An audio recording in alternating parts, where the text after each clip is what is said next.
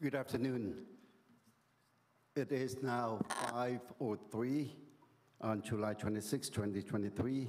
I would like to open the City Council meeting. Call for order, please. I'm here. Vice Mayor Nguyen, Yes, I'm here. Councilwoman Fan West, Present. Can you hear me okay? No. Present? Councilmember Monzo, I'm here. Hello. Councilmember Ho, Here. Here. It works on my, stop now. Mayor, you have a The quorum. microphone actually on. Yeah, thank you very much. We can't hear you. Um, Yeah. Are we waiting for IT know. to go ahead and fix it so we can continue? I guess we don't have any, There's no mic. No. Testing? Yeah, it's not. testing 1, 2, testing 1, 2. It was Testing, testing. working well. Testing. And Yeah. yes. Okay. Testing. Oh. Test. Let us continue the meeting. Okay. Hopefully that they can hear us. But I want to know whether they are recording or not. Of course, we are not. We're recording. Yes. We're recording. Yes, Okay. Mayor. So the oral communication for closed session, do we have any speakers? We have Sorry. none, We Mayor. have none. Okay, can you go ahead and cite the item that we have in the closed session before I call for recess? Yes, the City Council will recess to a closed session for the following purposes: conference with legal counsel, anticipated litigation, initiation of litigation, one potential case. All right, thank you very much. At this time, I would like to call for recess for closed session.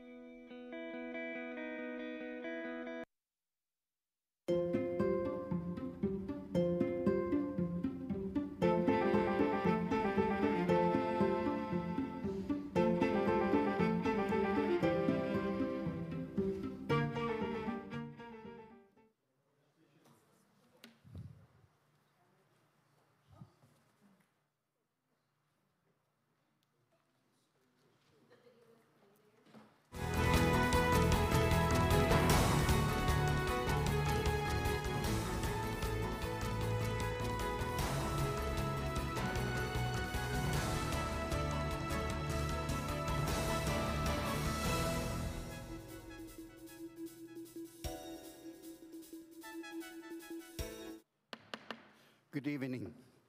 The time now is 6:05, and it's on July 26, 2023.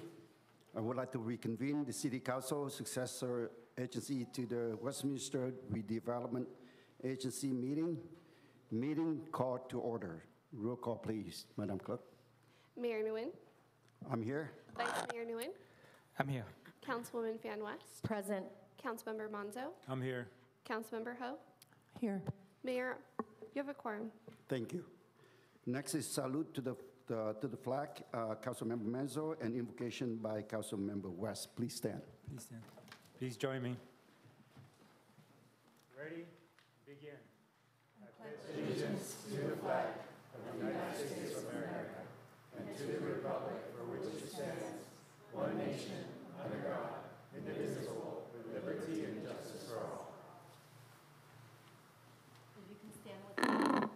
If you can stand with me in prayer.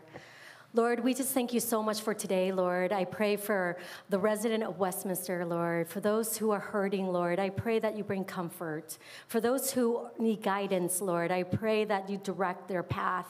And Lord, for those who are just seeking for just wisdom, Lord, I pray that you guide them. And Lord, I just pray for those who are sick, Lord. I pray that you heal their bodies, Lord Jesus. And Lord, I just thank you so much for today, another day for the public to come, to share their grievances, and also to do city business. And I pray that you bless this meeting, that you bless the council to make the right decision for the people, for the business in the city, Lord. And so we thank you so much, and we lift this time up in your hands. In Jesus' name we pray, amen. Thank you. Thank you very much. Thank you both, Councilmember Menzo and Councilmember West, for the salute to flag and invocation. Next is City Attorney, closed session report, please. Thank you, Mayor. There was one item on the agenda regarding initiation of litigation, and I do have a reporting out on that. The council made a motion, the mayor, seconded by Councilmember Monzo, and approved 5-0. They authorized the city to join into some existing litigation filed by the Orange County Water District and by a number of other water producers and cities. The name of the case is Aqueous Forming Foam Products Liability Litigation, and authorizing the city manager to enter into any necessary agreements. This is related to holding certain manufacturers such as 3M and DuPont and some others responsible for releasing what is called PFAS, polyfluoroalkyl substances, into groundwater, and to help fund the remediation efforts that are necessary in order to clean the groundwater. Nothing else to report. All right, thank you very much, City Attorney. Next is export communication. Do we have any from the council? Hearing none, seeing none, so we move to the next is City Clerk report, please. Thank you, Mayor.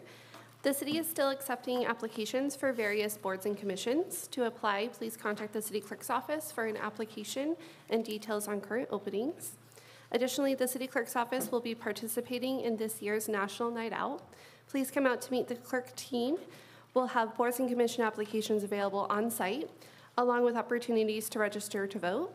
A representative from the Orange County ROV will also be in attendance to assist with translation needs. We look forward to seeing you in the community. And as a reminder, the following regular scheduled council meetings for the month of August have been canceled, August 9th and August 23rd. Mayor, that concludes my report. Thank you very much, Madam Clerk. Next is City Manager report, please. Thank you, Mayor, members of the City Council. So tomorrow at the Civic Center, we're hosting our last summer movie night. We'll be featuring Minions: The Rise of Gru. So activities start at 6:30 p.m. and the movie begins at dusk.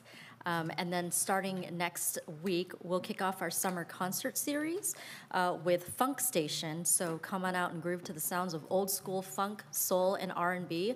Concerts begin at 6 p.m. On Thursday, August 3rd. So movies tomorrow night, and then music next Thursday. And of course, our senior center, they know how to party. So join the senior center at their popular Luau Luncheon on Wednesday, August 2nd from 11:30 a.m. to 1 p.m. in the East-West Room in the Community Services Building. There will be food and entertainment. Tickets are $5. And again, for more information and to join our amazing senior center, call 714-895-2878.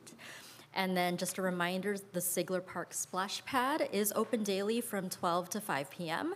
And then, of course, you can also rent the splash pad in the mornings for your private parties as well. So contact our Community Services and Recreation. 2 weeks ago, July 13th, the Westminster PD celebrated their annual employee awards at the Rose Center. This event allows the Chief of Police, command staff, and the Police Officers Association to formally recognize members of the department for their service to the community during the previous year. So this award ceremony celebrated 2022. The recipients are selected from a committee of peers who follow a policy regarding the criteria for the awards. In total, 68 awards were given out to both sworn and professional staff members. The awards range from community service, life-saving, above and beyond, Chiefs Award, Top Shot, MAD Award for DUI arrests, 10851, Police Unit Citation, and Medal of Merit Award winners. And of course, police also recognize those who received supervisor, officer, part-time employee, professional staff, volunteer, rookie, and the Ron Weber Senior Investigator of the Year Award. So we want to congratulate those who received awards. And then, of course, next week, Tuesday, August 1st, 2023, we are hosting the Westminster PD National Night Out. This is an annual event that takes place. We're hosting it over at the Target parking lot, which is over at 16422 Beach Boulevard, close to Beach and Edinger. There will be food, games and activities, agency vehicles, community booths, vendors that are out there, and it's just a nice day to come out and meet your law enforcement staff as well as others, in a reminder of how important public safety is in our community. And so we just invite everyone to come out. It's a family-friendly event. And with that, that concludes my report. Well, thank you very much. Thanks, City Manager, for the detailed report. And I encourage everyone to join the city for all the activities that put up by the Park and Recreation Department. I think that they're great. So please come out. Please come one and come all. Next is special presentations. Though you can see in the agenda that there's a certificate of recognition, but I was told that it's going to be postponed until September. And in light of that, the retirement of Deputy Chief Darren Upstill, he's here today. He's sitting in for Chief Danny because he's not here. So therefore, we wait next time to congratulate him, to recognize him. All right, thank you very much. Next, we are going to go into oral communication. Madam Clerk, would you please read that into the record, please? This is the time of the meeting that members of the public may address the City Council regarding any items on the agenda or non-agenda items that are within the subject matter jurisdiction, except public hearing items. Members of the public wishing to address public hearing items shall do so at the time of the public hearing. Unless otherwise extended by a majority vote of the City Council, comment shall be limited to 3 minutes per speaker. Any person wishing to address the City Council in person should complete a green speaker slip that is provided at the entrance to the council chambers and submit the card to the city clerk. When your name is called, please step to the podium at that time and state your name and the city of residency for the record. Thank you very much. And I see that there are familiar faces today, so I am not going to read the resolution, but I just want to remind you there is a resolution 4963, resolution of the mayor and the city council of the city of Westminster establishing rules and decorum and civility at the city council meeting. So if you don't understand, if you need additional question, please ask staff around. They will provide a copy for you, and I hope that you follow the policy that we put out. So with that, I'd like to go ahead and ask for the first speaker, please. Deborah Mariscal.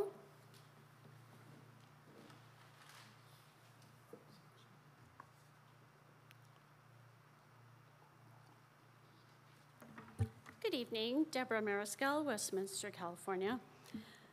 Last meeting, I drove from Las Vegas. Today, I drove from Temecula. Mayor, I want to say thank you for the time that we got to spend together at the safety meeting, and I hope the things that I said to you that you take those to heart. I really appreciate that. I am grateful for the people who came to our last meeting in support of our city manager. Thank you, Mayor, Councilmember Manzo, Councilwoman Ho, for supporting not only our city manager, but also for the protection of our city employees. I really appreciate that. Behind you, it says, "In God we trust," and as a woman of faith, I completely support that. I do want to make sure, though, that when the invocation is done, Councilmember Ho and Mayor, the last two meetings, you kept the invocation very generic, not giving anything of your own faith, and I believe that that's how it needs to be. If you want to share your faith, that should be done personally, not on the dais. That needs to be kept separate. The next thing is, I really do think that we need to resume Zoom meetings. Like I said, I've had to drive back from, various things in order to be able to speak. And if I was able to stay in Temecula at a work event, I could have spoken by Zoom and not had to drive back 2.5 hours in traffic to be able to get here. It's not fair to the people that are unable to attend either by work or they have physical limitations that they can't get here. Zoom's not that expensive. I use it all the time. I'm aware of what it costs. It's not that expensive. It's a drop in the bucket compared to other expenses that we have. I think we also need to resume 5 minutes instead of 3. It's difficult to get the things that we need to talk about. Mayor Nguyen and I had a really good conversation at the safety meeting of things that I would like to share. I don't have enough time to do that with 3 minutes, and now I only have 42 seconds. So perception is reality. Please use the facilities before the meeting. So some of you need to go do your duty during the meeting. Perception is if you're gone 2 or 3 times to use the restroom, it doesn't look good to the rest of us. So maybe we need to have a potty break. That would be fine. And if you're speaking to someone, when you want their attention and respect, which I don't feel that we always get. And the last thing I want to say is I want to read a scripture, Micah 6:8. Look in the mirror, search your heart. He has shown you, oh God, what is good and what is... Look it up. Our next speaker is Louis Beck.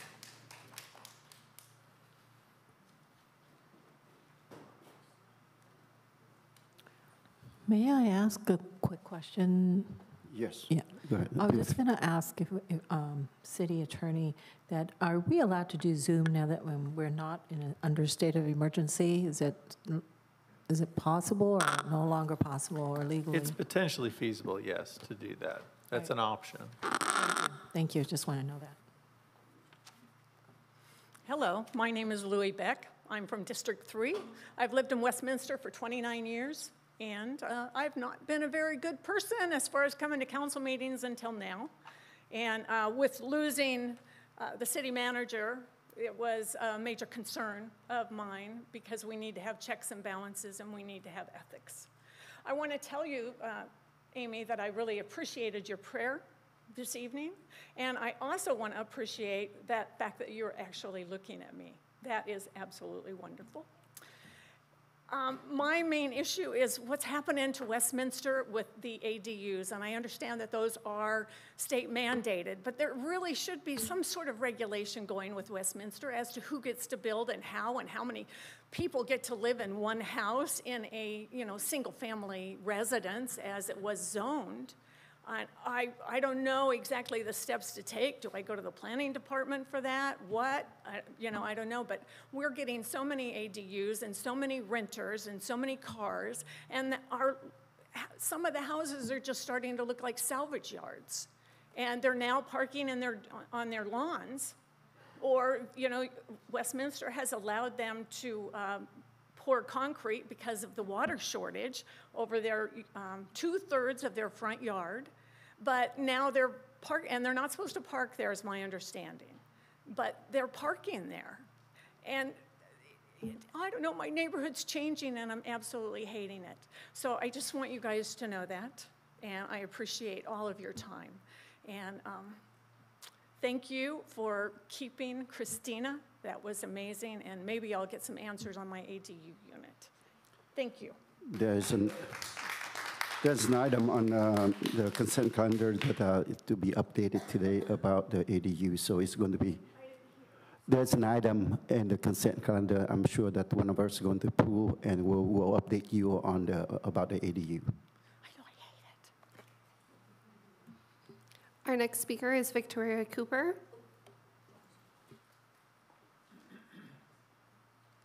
I need can let help me today. Khai Đào volunteer help me, but he not yet come.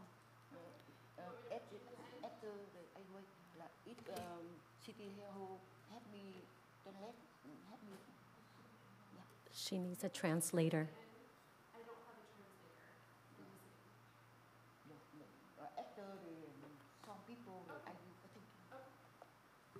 So we will recall Victoria Cooper at the end of the public comment period.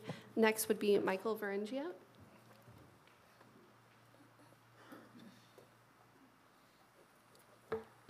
Thank you.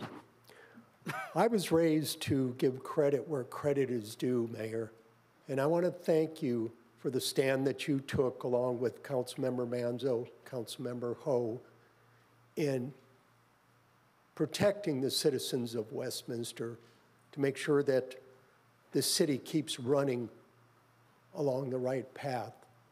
Twice you did that, and twice you stuck up for the residents of this city, and I want to thank you very much. We don't have to agree on everything, but when you do things like put the Westminster residents ahead of anything else, I do appreciate that. I also want to thank the other 4 council members and even the city attorney for sitting through 60 people up here speaking. And 4 out of 5 at least as good, plus the city attorney. Unfortunately, it wasn't a clean sweep, 5-0, paying attention to the speakers. One thing that I do appreciate about you folks is you sit there patiently and politely and let the citizens have their say. You don't have to agree with them, but you do sit up there politely and professionally. Unfortunately, that isn't everybody that does that, but thank you very much, all of you. And finally, Deputy Chief Upstill, you're far too young to retire. But I appreciate you. I appreciate what you've done. Thank you for your service, Deputy Chief. You take care, and I'm going to make sure that I'm back here for your official retirement. Thank you, folks. Our next speaker is Tony Bowie.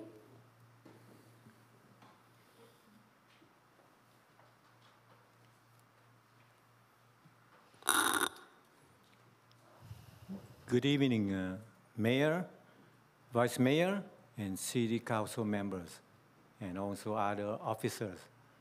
I am Tony Bowie, has been the resident of Westminster for 22 years, and I'm concerned about the growth of our city. However, in the past couple months, I received many complaints of people consider about they apply for doing business here, but it takes too long for them. For example, some of the people who apply for the healthcare facility, it's been for 6 years before they have the chance to bring the case to the planning commissioner. And recently, I received a public notice of a business in Phước Lộc Thọ, and they said they have been applied for 2 years, and now they have a chance to bring it up. And I, myself, as the chair of Planning Commissioner, did not receive this public notice. How come it is communication somehow is stuck in our system? Therefore, today, I would like to bring to you the principle of care. If you care for the people of Westminster, you have to work harder, more efficiently. And the care is first, communication. C stands for communication. Your communication is stuck somewhere. And because you did not do it right, so a lot of people complaining about the business. And the second one is A, accountability. You have to be accountable for the work for the people who put in money to ask for permits, and you are not doing it right. That is no accountability. And the third one is responsibility. All of you who are elected by people, you are responsible, and those who work for the city are responsible to make sure everything working good. And the last one is effectiveness. That means all of you have to do making decision right. You cannot make decision one day and then the next meeting you turn it upside down. That is not effectiveness. You cannot tell people not to vote and then you make the city cost a lot of money.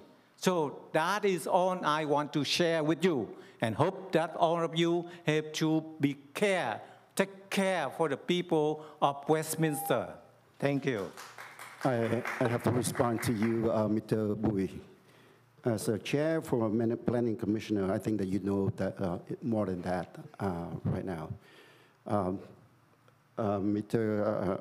City Attorney, as well as City Manager, I think that for the public notice, when they send it out, they send out, is that 500 people in the affected area only. They're not sending the whole city.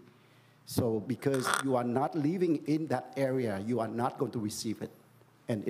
And I can tell you that we, from the city standpoint, the people here on the dais, as well as our city staff, they are trying to do as much, as best as they can to perform there's no doubt that there are delays here and there, but, I think that I have to defend for them that, we are trying our best. We are continue to do the best that we can. Thank you very much. Yes, thank you. The next speaker is Lee Nguyen.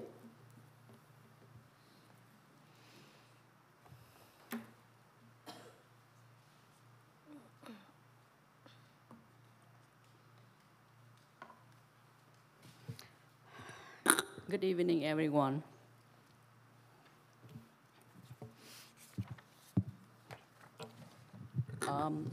Có người nói là cảnh sát đã tới hội đồng thành phố để xác nhận cái tai nạn do ông Nguyễn Mạnh Trí gây ra không phải là do ảnh hưởng của bia rượu hay ma túy.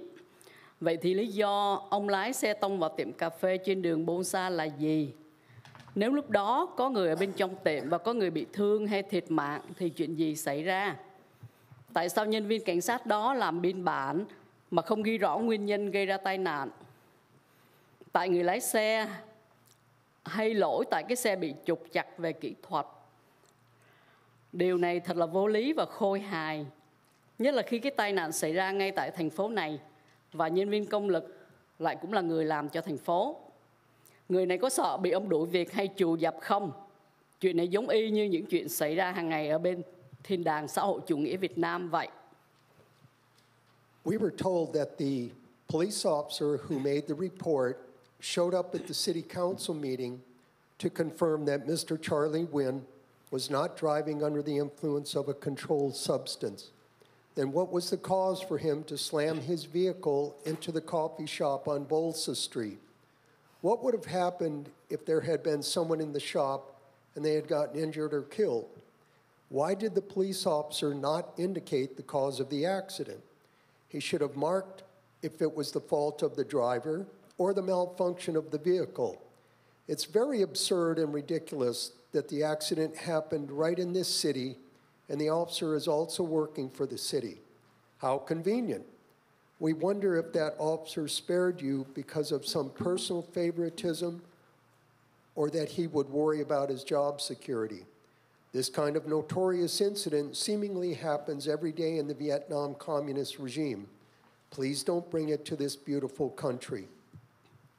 Chúng tôi không có dịp được phát biểu trong kỳ họp Hội đồng thành phố lần trước, nhưng chúng tôi có một câu hỏi mà không thấy người nào đặt ra. Đó là người quản trị của thành phố đã làm điều gì sai phạm đến nỗi cần phải bị sa thải. Chúng tôi cần nhìn thấy cái danh sách liệt kê những việc làm sai trái, những lỗi lầm không thể tha thứ được mà Hội đồng thành phố phải cho người này ngưng chức vụ. Quý vị có nghe đến những vụ kiện tụng về việc sa thải người không có lý do chính đáng không? Theo kiến thức nhỏ nhoi của chúng tôi thì sự bồi thường cho những vụ kiện này không nhỏ đâu. Đừng phung phí tiền thuế của người dân chúng tôi. We didn't have a chance to participate in the closed session last meeting. However, we wondered why no one asked this question. Did the city manager do anything wrong that she deserves to be fired? We need to see a list of all her wrongdoings or mistakes which the city council needs to get rid of her. Has anyone in the council ever heard of the term wrongful termination, with quotation marks? Lawsuit? We guess it's not very cheap to pay for such compensation, is it? Thank you. Thank you. Thank you very much. I must have a brief response. I think that we are wasting a lot of time here, and we do have the city business to run, to do. And for those people who kept bringing on my accident, I guess that we are living in the United States where we have law and regulation. I respect your voice. I respect your right to speak. But I guess that, I think it's a better way. Go ahead and take it to the police and then take it to the court and do whatever you need to do in order to save people's business, and then go ahead. I will serve you if I need to. So, I guess that, hopefully that we end it here and we take it outside. All right, thank you very much. And next speaker, please. Our next speaker is Terry Raines.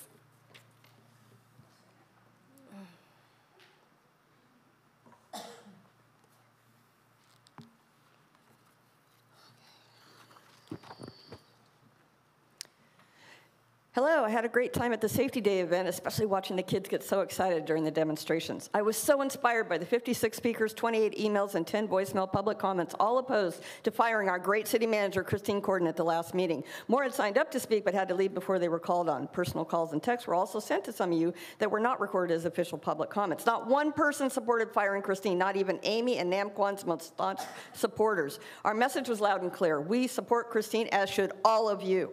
Little Miss Narcissistic Twat Waffle over there, Amy Spam West, never once looked up from her cell phone during public comments, not even when our own police officers and city staff were speaking. Nam Quan left the dais for 21 minutes during those public comments. Karma's a bitch, and you two are going to experience it big time, mark my words. The city attorney flat out refused to provide the actual roll call of vote on the closed session items when requested. Our city clerk knows better and reported the votes in the meeting minutes. Speaking of Christian, I served a public records demand letter to him at the last meeting. Another resident filmed that encounter. Christian claimed that all of his distracting note passing, texting, and giggling with Amy on the dais was him providing privileged legal advice. Christian, were you providing legal advice when you left a meeting to go get Amy coffee, or when you viewed images on her phone, or when she passed you notes about someone that was speaking? The council, not the member, holds the attorney-client privilege. Christian, you have a duty to provide the same advice to the entire body. But these private exchanges with Amy are not you providing legal advice, but rather you acting as Amy's personal virtual assistant because she can't grasp even the most basic meeting protocol, parliamentary procedure, agenda reports, and heck, you even speak for her at times. None of this is privileged legal advice. Amy, if you have questions about procedure during a council meeting, pay attention. You must be recognized by the mayor and then ask those questions verbally. Christian, you must respond verbally so the entire council can hear your input.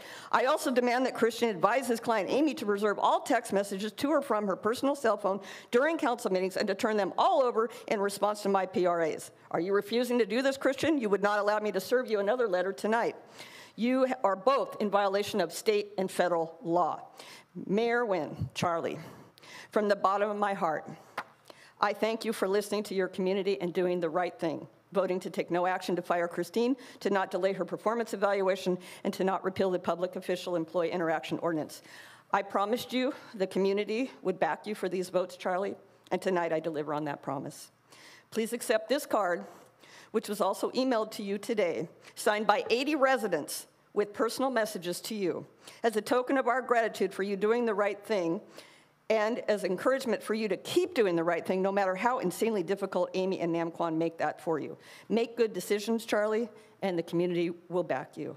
You can bank on that. And I want this to get to Charlie right now somehow, because I can't approach the dais, and I want this to get to Christian Bettenhausen, because he refused to accept it from me. So, thank you.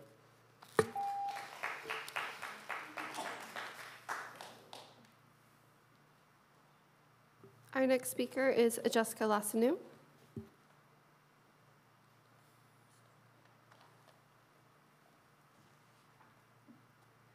Hello, I wasn't sure I was going to speak tonight, so I didn't prepare anything, but I just wanted to provide some balance on item 3.4, the ADU issue. I know that ADUs are very controversial, and I've had recent experience building some ADUs for my parents on my property. And I think ADUs can be really a positive future for our city as we move into an era of multi-generational housing.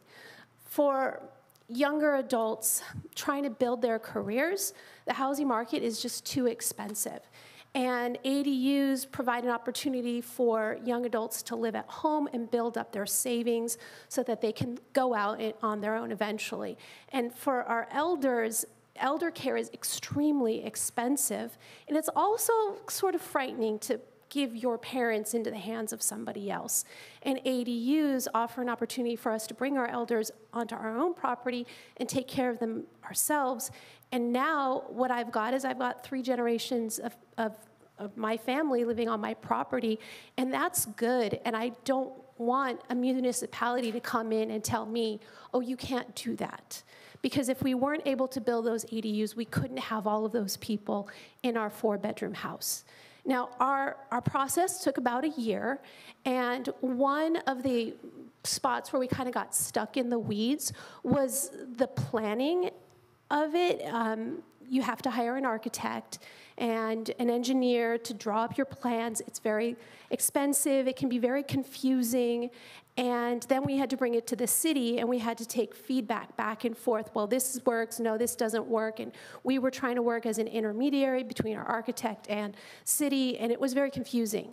But if item 3.4 were to pass and there would be some pre-approved plans, that would have really saved us some money and also sped up the process. And I would like to see more people be able to build this multi-generational housing for their parents or for their adult children.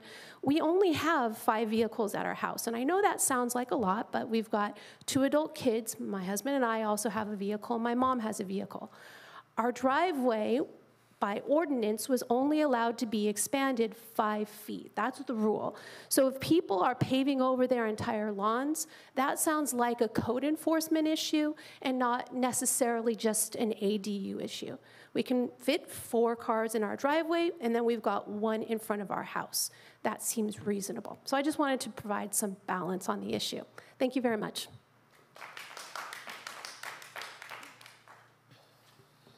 Mayor, our next speaker is Victoria Cooper.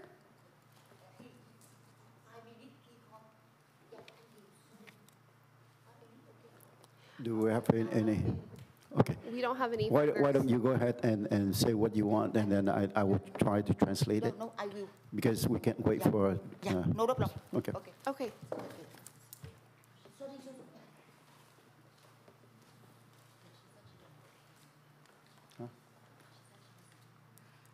I want to ask now, what time, if I can let like 6 minutes, if now I talk a little not good, maybe I know what time. So if you don't need translation, it's 3 minutes. 3 minutes. 3 minutes? 3. Just me? Mm-hmm. Thank you. Okay.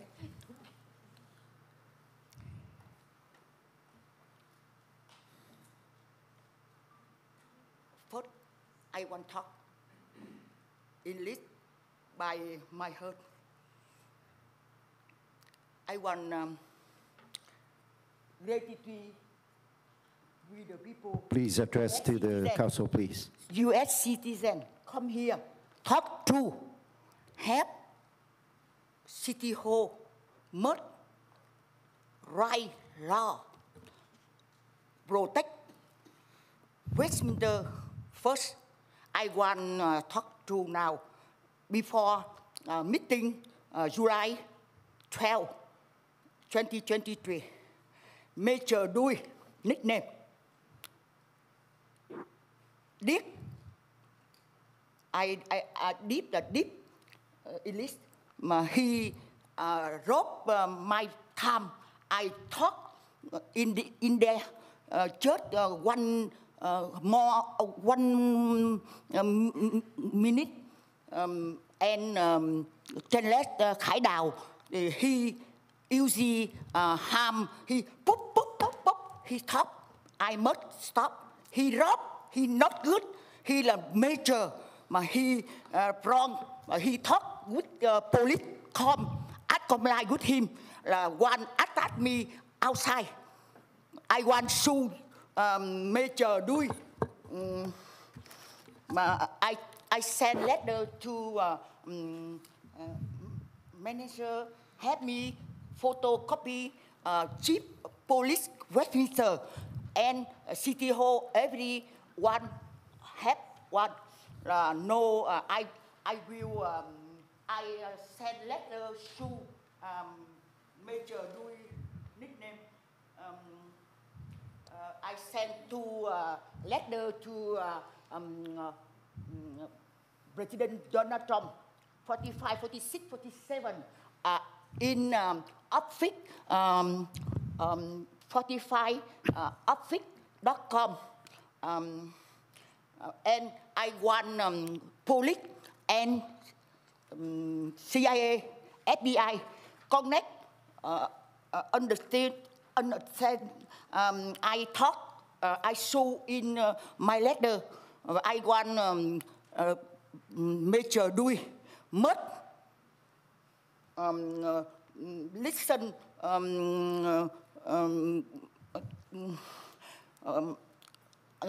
U.S. citizen come here. One protect country, Westminster first.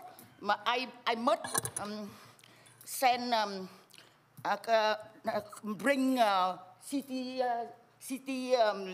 then. Sorry, I cannot. Thank you. Mayor, there's no further speakers. All right, thank you very much. Thank you everyone for coming to the meeting and voice your opinions. And next is the consent calendar. All matters listed under the consent calendar are considered routine and may be approved by a single motion, followed by a roll call vote. There will be no separate discussion of these items unless members of the City Council or staff request that specific items be removed from the consent calendar for separate action or discussion. Mayor, I'd like to approve and pull 3.4 for discussion. Okay, request for pulling 3.4. Anything else? Mr. Mayor, I'd like to pull 3.7. 3.4, 3.7. Anything else? Okay, and did I hear you that you want to approve the rest of them? Yes. Okay. Second. So the motion is to exclude 3.4, 3.7, and approve for the rest of the consent calendar. And motion by Councilmember Second. Ho, and second by Councilmember Menzo already. Oh, okay. Okay. Okay, so I have a motion by Councilmember Ho, a second by Councilmember Monzo to approve consent calendar items with the removal of 3.4 and 3.7 for separate discussion. I'll go ahead and call roll. Councilwoman Van West. Yes. Councilmember Monzo. Yes. Councilmember Ho. Yes. Vice Mayor Nguyen. Yes. Mayor Nguyen. Yes. 5-0, motion carried. So 3.4, continue from the July 12, 2023 regular meeting, accessory dwelling unit, ADU standard plans update. So pulled by Councilmember Ho. Thank you, Mayor. Yes, and I thank the two residents who brought up, who made comments about ADU. I know ADU is very controversial. There are people who love ADU, and then there are people who really dislike ADU. I'm here not really to support or to be against ADU.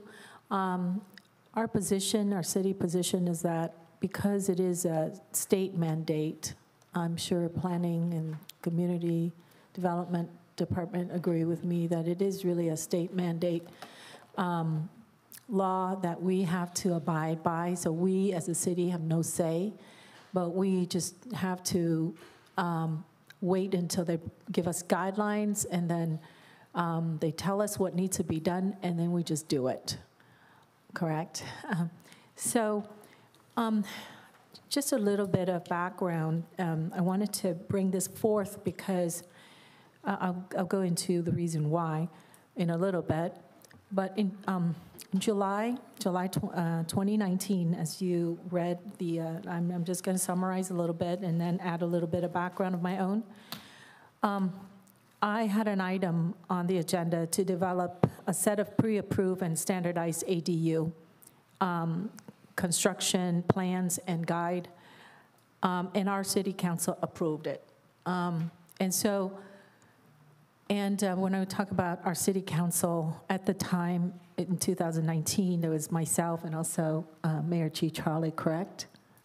Mayor, you were there, right? Yes. And you were part of the council that approved it. So, I know that in 2019, when we hit the ground running, and I did too, and staff did too, when we, it was a state mandate, as I said, and we wanted to make sure we prepare our city to execute, really. With everybody at the time didn't even know what ADU meant, right? And now I think it's a term that's very familiar with everybody, accessory dwelling unit. And so I, at the time, volunteered to do 3 seminars, and I represented our city in one of the 3, and then I did the other 2 on my own, I believe. Steve seemed to remember that. I know that because the state was really the ones that didn't really know what they were doing, I'll just kind of say that. And that was the reason why our staff didn't execute the plans that were approved by our city council to develop a set of pre-approved and standardized ADU for construction plans and guide, as I said. And then when we finally did adopt the final set of plans, and that was April 2021, correct me if I'm wrong, and then what happened? It's like we forgot about what our city council had asked us to, or had approved for us to do, right? So I think that I brought this back because I went to a meeting, and it was an update on ADUs and codes and planning codes and et cetera.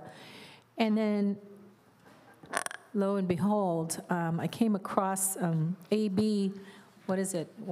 AB 1331? Was that the one? 1332. So that was AB 1332, and it said exactly what I had proposed in 2019. And so I said, well, yeah, this really makes sense. And because I do have a lot of experience in in building and, you know, dealing with planning and all that. And at the time, I did a lot of research, talking to our staff, and you've really enlightened me in a lot of your thoughts, your ideas, your, shall I say, frustrations as well. And then I've talked to people, just the lay people who came to the seminars. And so I said, wow, you know, this is something that's going to cause a lot of problems for our staff, our planning department, or shall I say community development department as a whole. And then now, fasting forward to today in 2023, if you remember, I'd say a couple of meetings ago, not too long ago, I'd say about a month or two ago, we talked about how, and I think earlier today, Mr. Tony Bui and another person brought up how permits were not being, maybe that was, he was talking about business permits, but there were a lot of other people who talked about how the permitting process was so slow. And myself, I'm one of the 5 members, I'm sure other city council members experience the same thing, is that I receive quite a few complaints. And for me, I know that staff is overwhelmed, and I know that all the things that I try to help us as a city avoid being flooded with ADU applications, avoid this chaos, you know, just very chaotic problems that the lay people you know, when you have lay people who've never actually built anything, all of a sudden they're going into building, or shall I say construction. And so unlike Ms. Lostenow, you know, Ms. Lostenow, since I know you, if you're okay, if I mention a little bit that I know she's very educated, and she's a teacher, and so I said, wow, you know, yet you still, you know, took you a year and you went through some struggles, as you mentioned.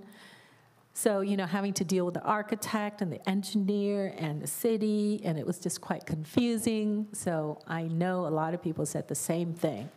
So today I'm just thinking that we need to pick this up again, because in 2015, or is it 2025, I'm sorry, AB 1332 is gonna be the same thing.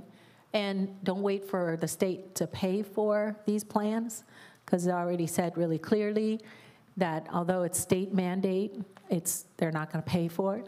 So we'll, you know, and I think that our amazing assistant city manager will find ways to find money to pay for those plans. But I think it really helped you because I know that I see more struggles, you know, coming from planning department and not less.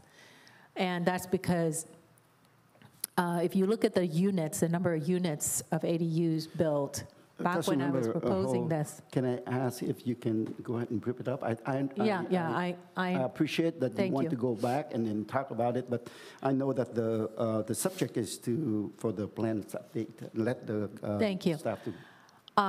Yeah, so I brought this up simply because I just want to see if we can revisit and, you know, execute, because this has been kind of pushed to the wayside, and that's what I want to bring up for. Thank you very much. Thank you. Okay, and I know that you second the item, and do you want to have a brief comment before I ask for staff to update us with the ADU plan?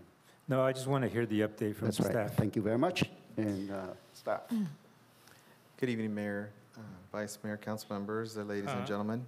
Today I have Chris Wong, our senior planner, who's going to provide insight as to this particular subject matter, which was continued from the July 12th, 2023 regular meeting on ADUs.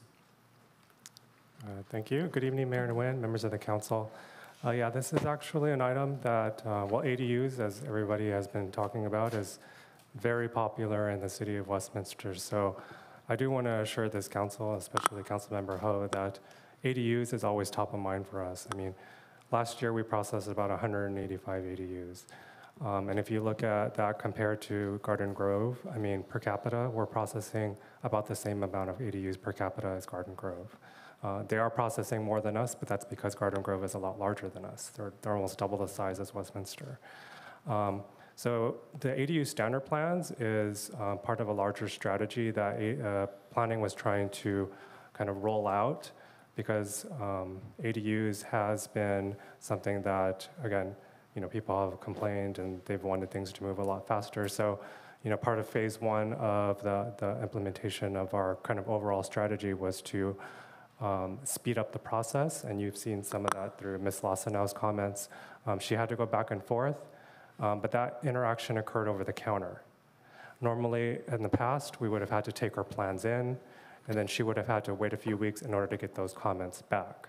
So we were able to speed that up, and she got those comments immediately over the counter. She was able to walk away, and then her architect had to revise those plans and then come back. And then again, it happened over the counter.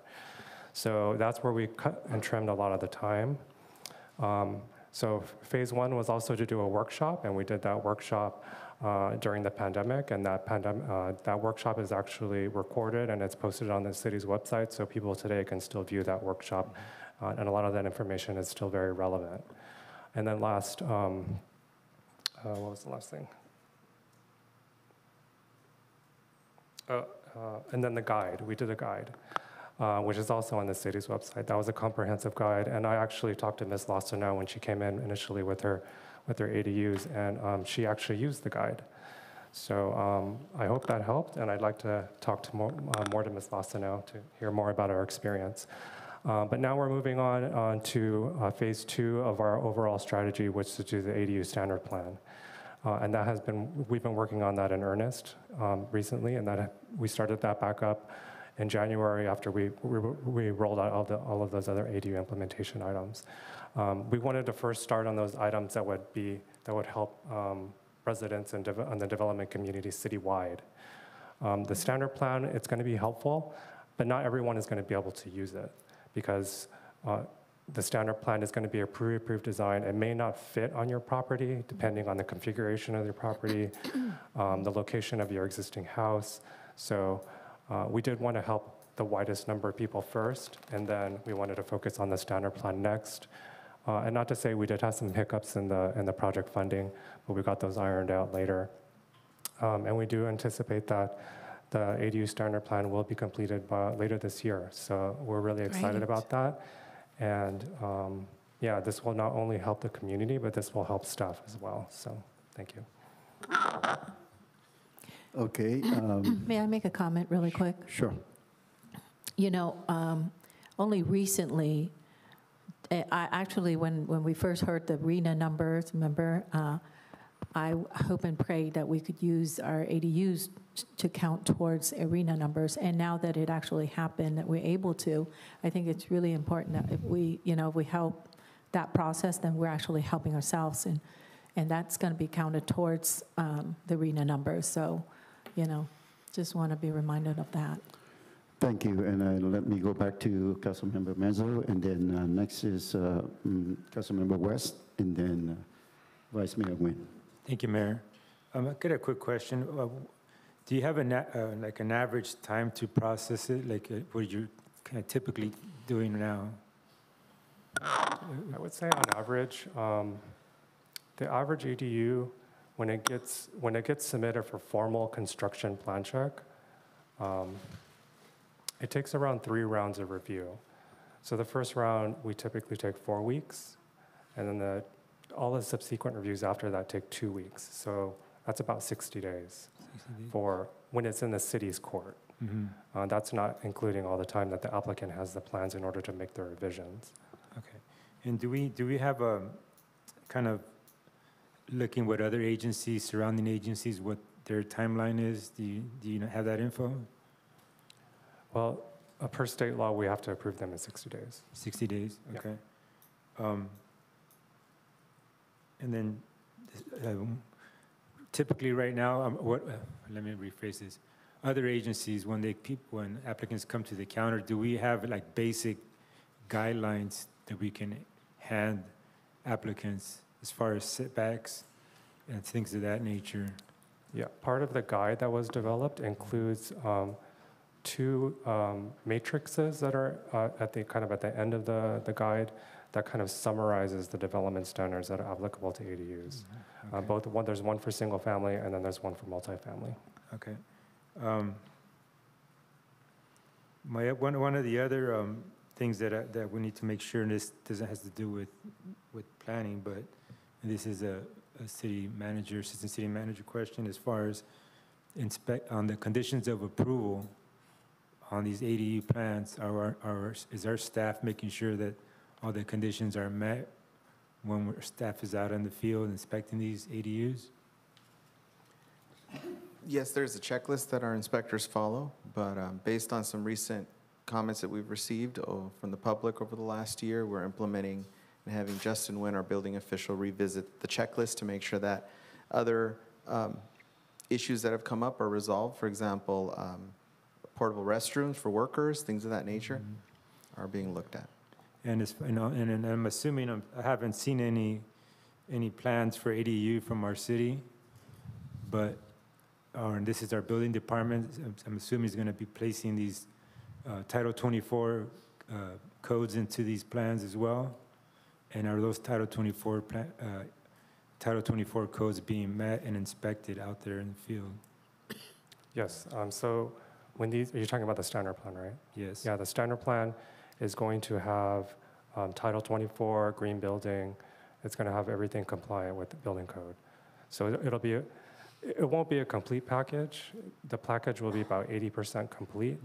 The homeowner will still have to do about 20% because, again, each property is unique.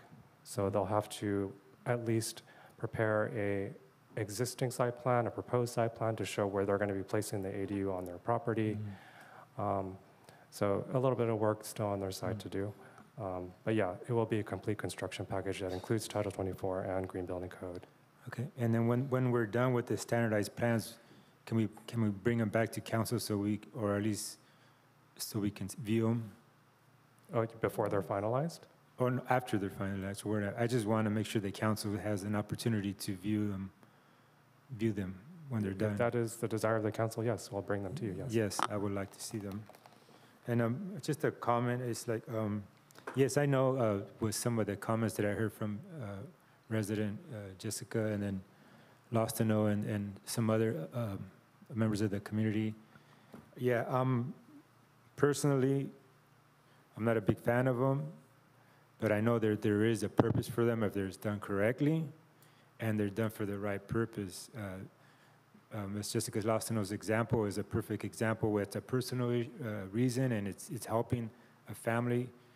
My personal view on it is that when it's done as a business and it's bringing, like in my neighborhood, there's 3 of them and they're all businesses and there's always some sort of feud between the main dwelling and the ADU and it's constant.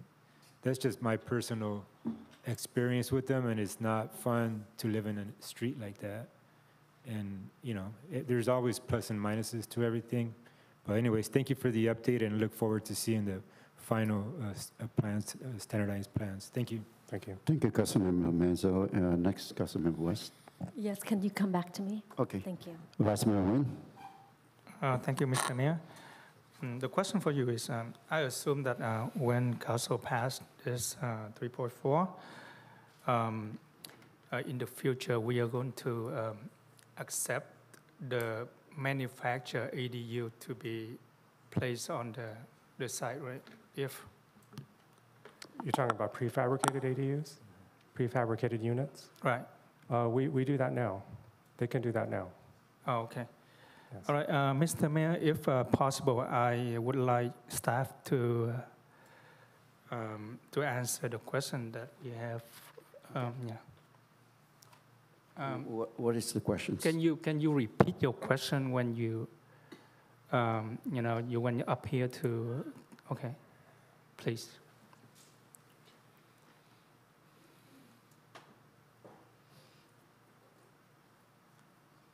Louis Beck again. So you're asking about what my question was regarding the ADUs? You can address your question to staff right here. Parking. The house next to us is now like a duplex, has 7 vehicles, a taco trailer parked in the driveway, and a van that doesn't move in the driveway. And they put cement on their front yard, 2/3 of their front yard.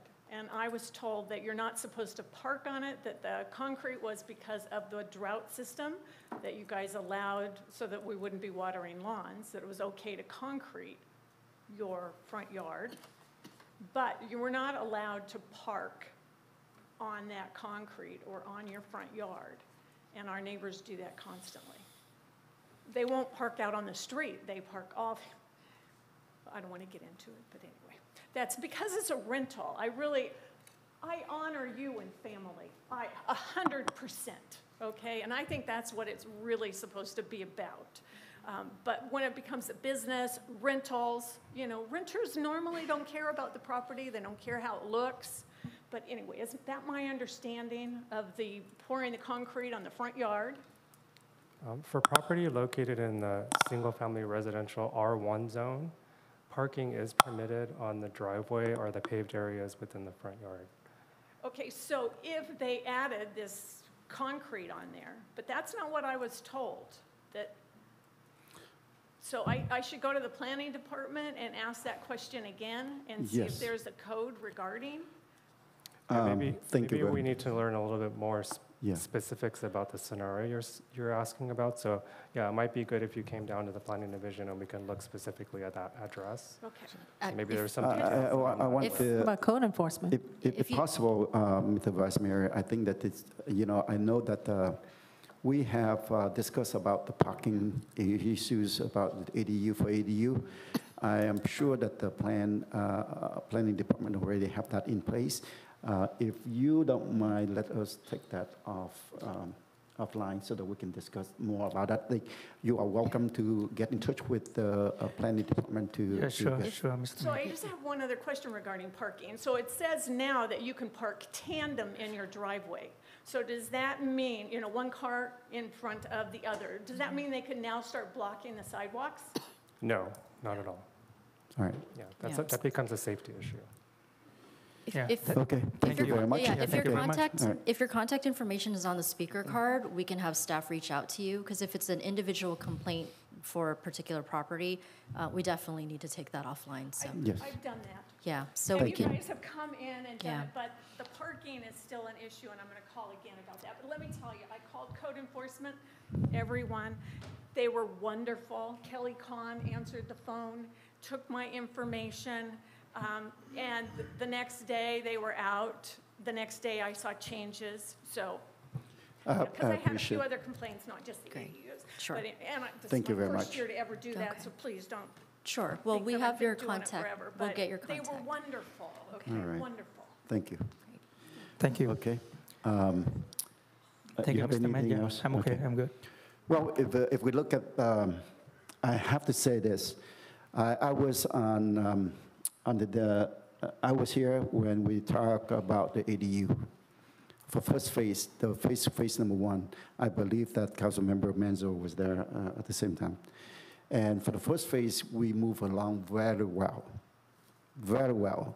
And during that time, I know that it's low cost to, people can build, ADU left and right with a minimum, spending cost. I appreciate for that, but then it's limited to, it has certain limited. And later on, state open up and, easier, give us more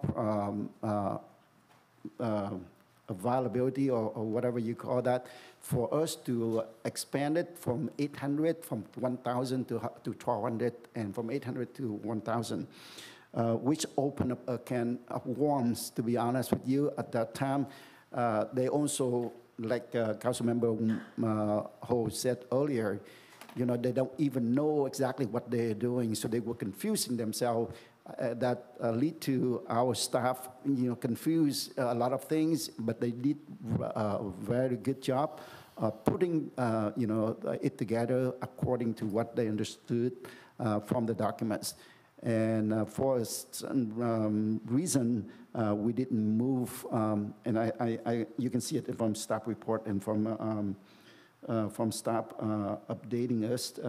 And I believe as now we are ready to continue with the ADU. I don't see there is any, correct me if I'm wrong, I don't think there is any stop from getting people to build ADU. I also understand that you have the models, three different models for them to choose, and then based on that models, you can approve it quicker, if I understand correctly. Can you clarify on that? Yeah, there will be 4 different models. 4 different plans. 2 of the plans have 2 different layouts, so 6 plans in total. Are those plans ready for residents or publics to come in and then choose any of those models? Are you ready yet for that? Later this year, they'll be ready for release. So basically, it's not ready yet, right? And later this year. Okay, thank you very much. May I speak?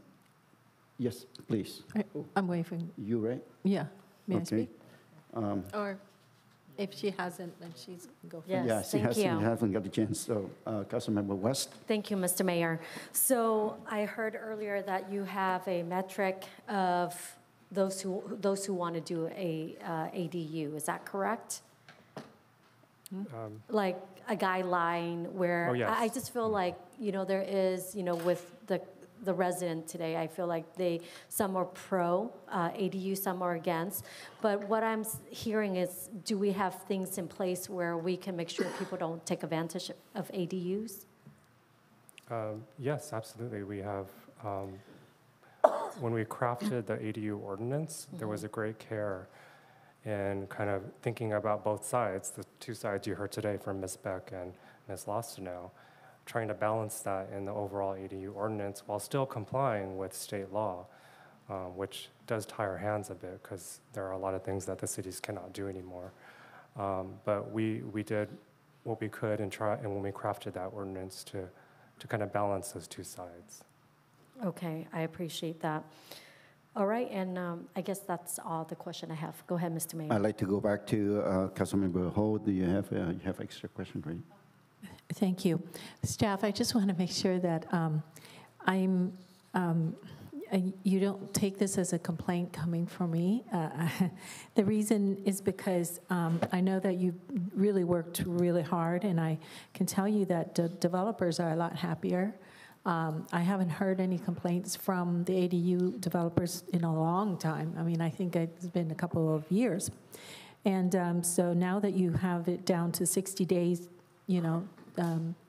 going through the permitting process only take 60 days, and that makes them really happy.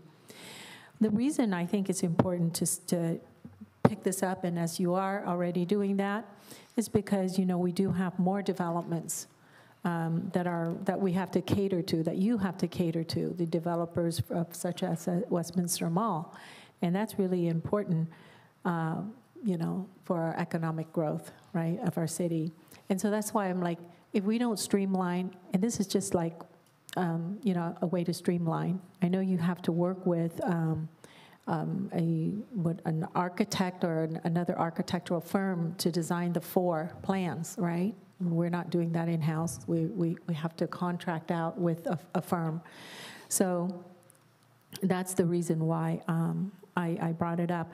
But just so everybody knows that I remember the number ADUs we did in 2017 when it made the first year we passed. We only did 18. Our city did only 18 compared to 2023. You just gave me the number of 180. So that's like, 10 times. And I don't think you've increased the manpower, to 10 times. And I think that, so really kudos to you guys for doing a great job and really getting the permitting process down, to just 60 days. And so thank you for doing that. Okay.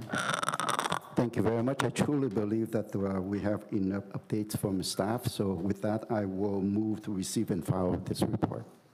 I second. Okay, we have motion and second on the floor.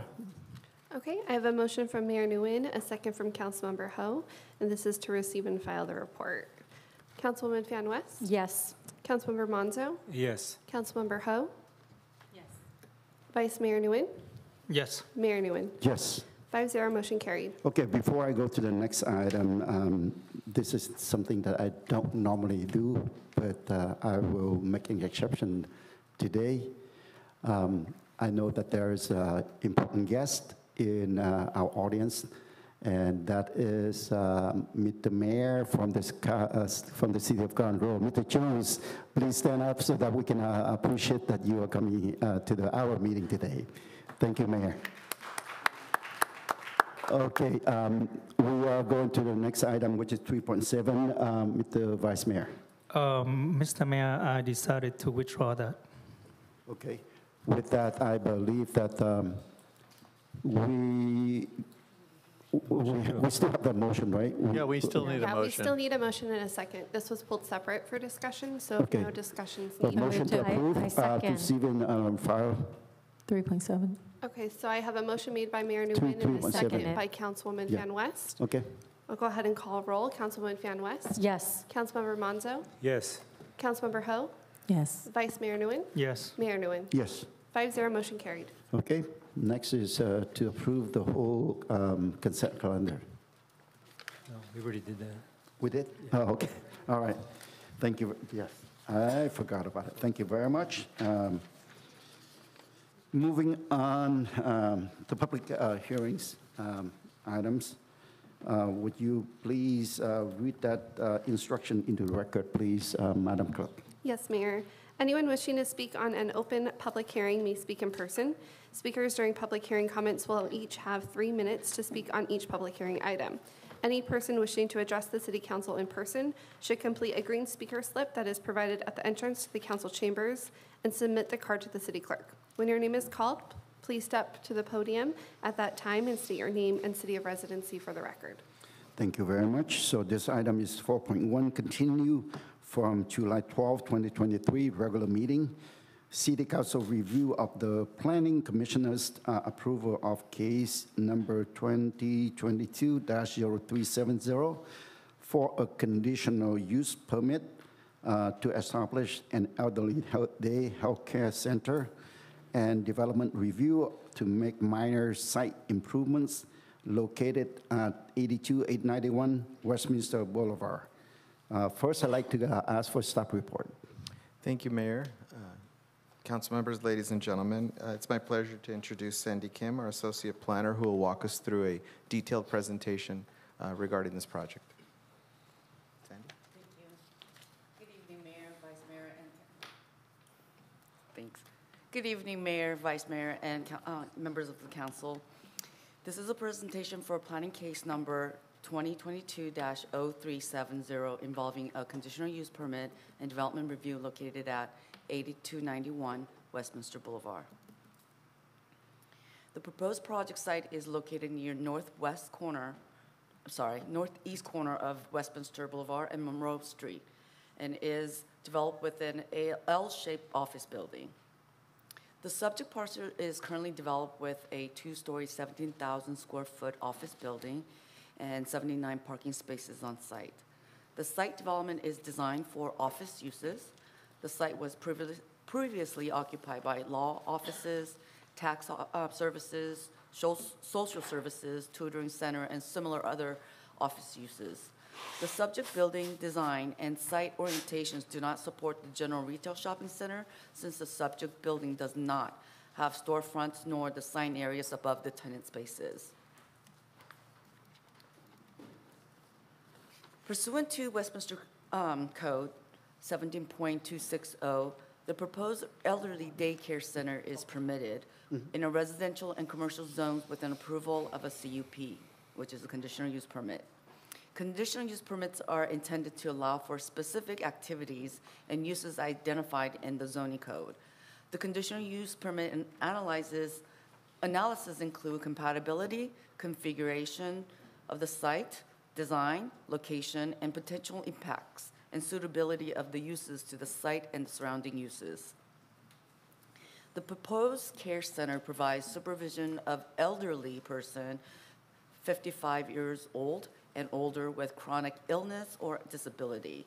Going forward, I will refer to the proposed Elderly Day Health Care Center as the Care Center or Elderly Care Center.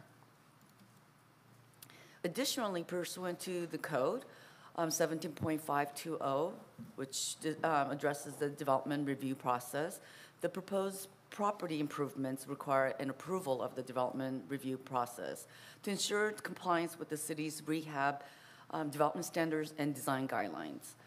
The applicant is proposing to repaint the entire the applicant is proposing to repaint the entire building, enhance landscaping areas, replace all windows and doors, provide new trash receptacles, and construct a new 800 square foot metal canopy over the passenger loading and unloading area.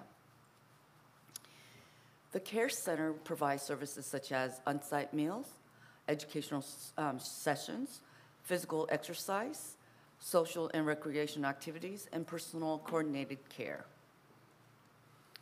Since the development code does not have a parking standard for elderly care centers, the parking demand study was analyzed for the project. Based on the parking study, the project's need for the project is 71 parking spaces, and this includes 15 parking spaces for shuttle vans, 8 spaces for medical uses, and 40 spaces for all employees. The project site provides a total of 79 parking spaces, which provides 8 surplus parking spaces. Staff has analyzed the proposed elderly care center and determined that the project is permitted land use with the approval of a conditional use permit in all residential and commercial zones.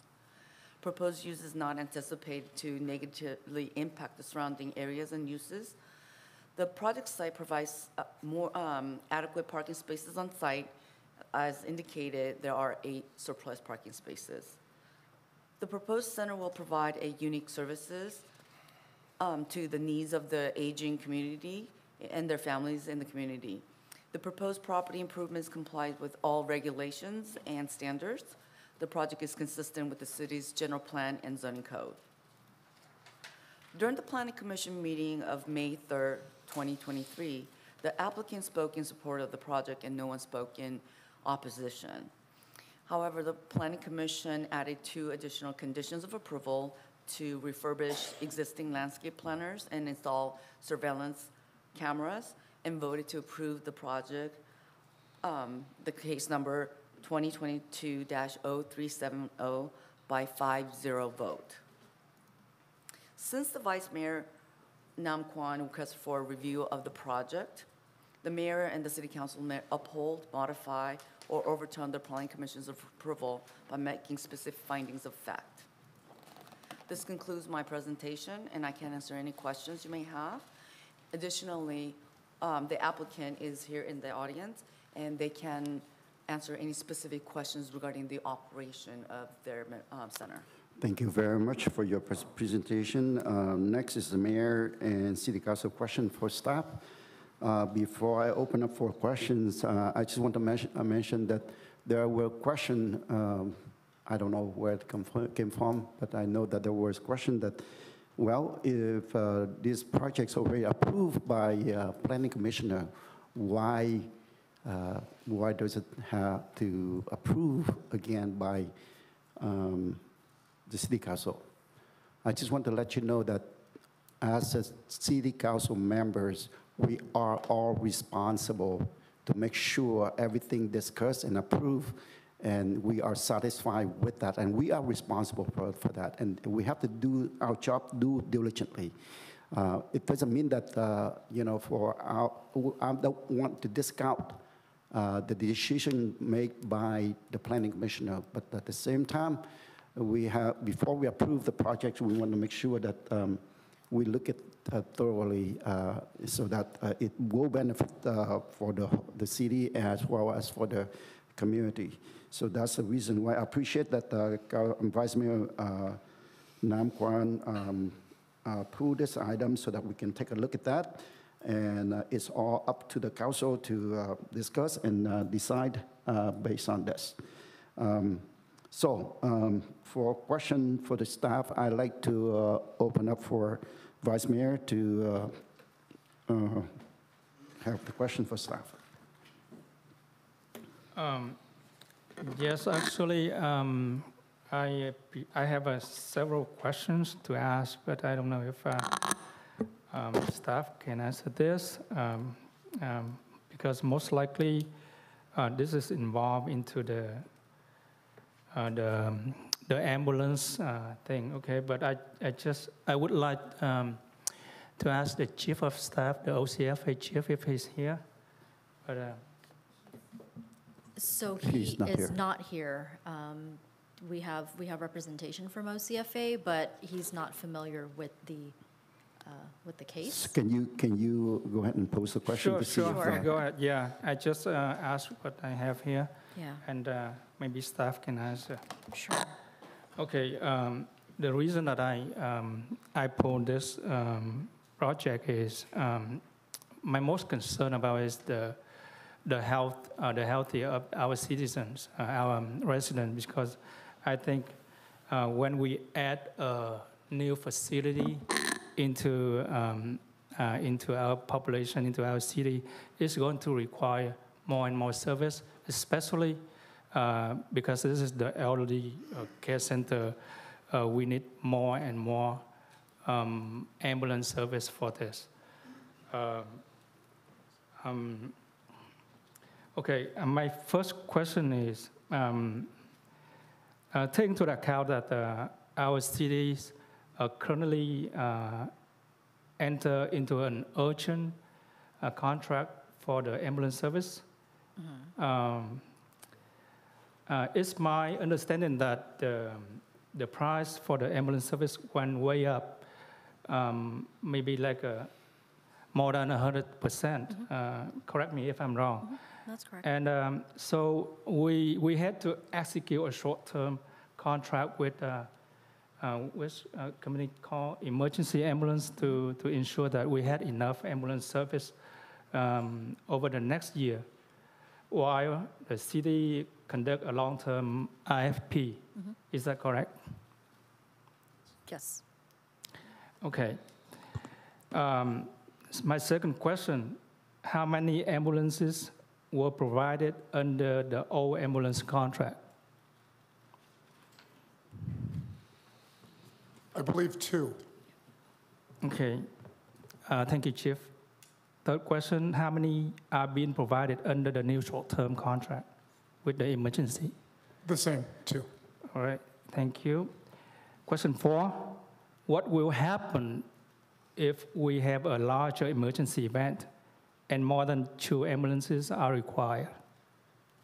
I'm trying to determine that if we allow this new facility to open, what impact will it have on our emergency ambulance response?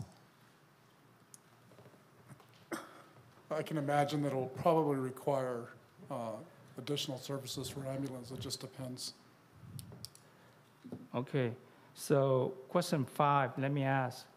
If we add this senior facility to the city, will it likely create an increase in the need for emergency medical services?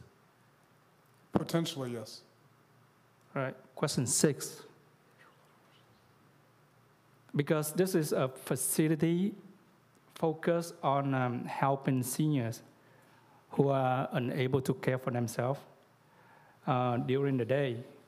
So given their advanced age, I would assume that senior facilities tend to get more calls about like emergency call for ambulance than other businesses in the city. Is that correct? Yes. Question 7, would the additional of this facility create a strain on the city emergency transportation system in any way? You're talking ambulance services? Right. I would imagine, yes. Okay. Okay, question 8, correct me if I'm wrong. I think it is common sense that there will be a bigger demand for emergency 911 services if a facility is treating seniors who cannot take care of themselves as compared to other businesses in the city. Is that correct? I imagine there would be an increase in calls for services, yes. Thank you. Question 9. Isn't it true that even among facilities that are designed to care for seniors, the likelihood of 911 emergency services being required will increase depending on what kind of care is being provided at the facility? Yes. Yeah, example, if this was just a city senior center, the likelihood of 911 call is lower than it will be at this proposed facility, is that right? Yes. Okay. All right. Beside on the question, I'd like to see in number how many senior centers that currently exist within the boundary of City of Westminster, and how many emergency calls this senior center accounted for in the last 2 years, comparing to the emergency calls that came from the rest of the city population. And I would like to know what impact it will have on our emergency ambulance response time window if not only 1, but 2 or 3 or 4 senior care center, similar to this one, was added to our city in the next 1 or 2 or 3 years. Yeah, that's my request. We will work on that. Okay. All right, thank you very much. I believe that this item is also seconded by Councilmember West, so I would like to go ahead and I recognize you. didn't second it, but I do have questions, if I can go Okay, and ask go a ahead. question. Thank you. Okay, so I have a question okay, so 360 PACE. I mean, when I read your proposal, your background to this program, also the services, I guess whoever is the spokesperson for 360 PACE, can you come up? So No, not right now. Right now, staff Right now, it's question. Oh, just staff? the mayor and city council question for staff. Okay, then staff can answer the staff report then. When it says to qualify for the PACE program, the individual must live in PACE service area. Do you mean only those that live in the city of Westminster? No, the applicant probably could provide better explanation of it.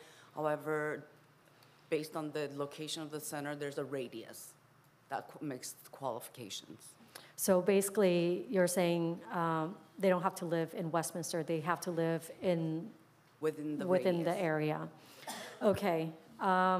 Yeah, maybe I can ask them later. I'll save all these questions for them later because it pertains to them. To their So, operation. Mr. Mayor, I'll Yeah, ask later. Before I ask Councilmember Menzo, I just want to follow up with that. When you say within the area, what happens if that area is past the boundary of the city limit? Is it going to be included, let's say, for Garden Grove or other cities, Stanton for some, are we going to exclude them, or we are going to take them too? I do not know how it works. If a participant who wants to qualify for the PACE program, if they're out of the area, I understand that there is not a whole lot of PACE centers. Okay. I do understand that based on the communication with the applicant, there is one in Garden Grove, and Westminster will be the next one Well, around my here. question is that I will reserve this question for public later on, or for the applicant.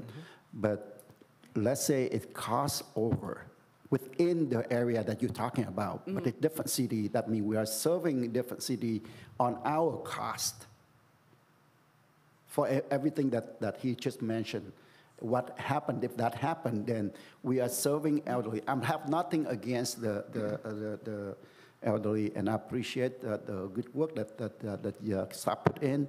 And I want to thank the planning commissioner, been working on this. And I want to thank the applicant, looking into this. But we want to make sure that everything, is clear. And so I don't want to, serve on our limited budget. That's what I'm trying to say. Okay, so next I want to open up for Councilmember Menzo. Thank you, Mayor. I just got a couple quick questions, and then I'd like to hear from the applicant. In theory, I know that we have a really large senior population here in our city. And I know over the past, there's been at least 3 that I know that I've visited for groundbreaking ribbon cutting ceremonies. There were medical clinics that were open for our city that kind of, their main focus was seniors. So in theory, couldn't those medical clinics require emergency services? I mean, I'm asking a question that I already know the answer to, that yes, I mean, anybody that's in our city, if there's an emergency exists, then we have to answer that call. And like I said, I've been to at least 3 of them where there are new medical clinics that were open here that would, if needed, require emergency services. Any person visiting our city, shopping in our city, if they require an emergency, we would have to answer, correct? Absolutely. Yeah.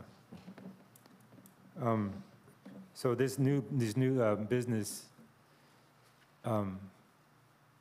like you mentioned earlier, there's a radius. So if those folks who are qualify for this to participate in this new business, if they required emergency services at home, we would need to answer as well, correct? So regardless if they're at this facility or they're at home, we would still have to answer. Yes. Okay. I suppose, Yeah. In comparison, like a daycare center, Yeah. a child daycare center, I suppose, like you indicated. Currently, in our Deputy Chief Upstill, you mentioned that we have 2 ambulances dedicated to our city.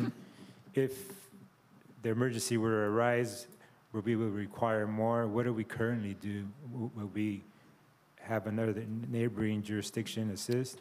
Mutual aid, yeah, request mutual aid. And that's just standard across the board? Yeah. Okay. And this facility is based on just the plans. I looked through them quickly. All the emergency requirements are in the conditions of approval, all emergency exit, everything designed into this new business is going to be implemented, correct? Emergency exits, emergency signs, anything that has to do that needs for ADA, everything. That is correct. The project will require to go through another round of fire review and approval, and they will go through the building plan checks and inspections prior to opening. Okay. That's all I got for now, Mayor. Thank you. Thank you very much. Councilmember Ho.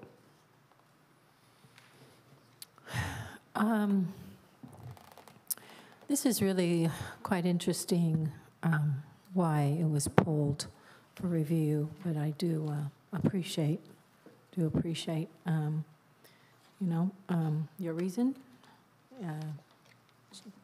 And I was just thinking that, every land use basically, land use is approved by right, correct? And then if it's not written that it's for a purpose, if you want to use it for a different purpose than what was approved or what is approved, then you go through the CUP, right? Conditional use permit. So these folks are approved, and then it says here, elderly day health care facilities are permitted by City Zoning Code, Title 17. of the Westminster Municipal Code, and with the conditional, the approval of conditional permit. So it's just like myself and Councilmember Manzo. I know I was on the planning commission for, I don't know, about 4 years, and you 8 years. So I just feel like, okay, you know, people have to jump through hoops to dot their I's, cross their T's, meet every little detail, and including hiring K2 to do the, you know, their parking studies, and that's a lot of money, and that's a lot of, you know, jumping through a lot of hoops. So basically, you know, if you, I don't know if we're in a position to say, I approve your conditional use permit, but if you use X amount, or if you start using X amount of 911 calls, or if you exceed a certain amount of calls, you would have to pay extra to the city. I've never seen that. I don't know if our city would be in a position to stipulate something like that to go along with a CUP. So that, to me, I've not heard, and I think this would be a question for our city attorney, Bettenhausen, and I know you've been my attorney when I was on the planning commission.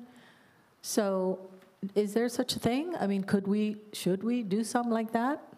Would we be liable for if they feel like, hey, you know, we're infringing on their rights? Because what about other businesses? And it becomes like an unfair advantage. This is unfair competition. This is unfair advantage for what? So I'm asking.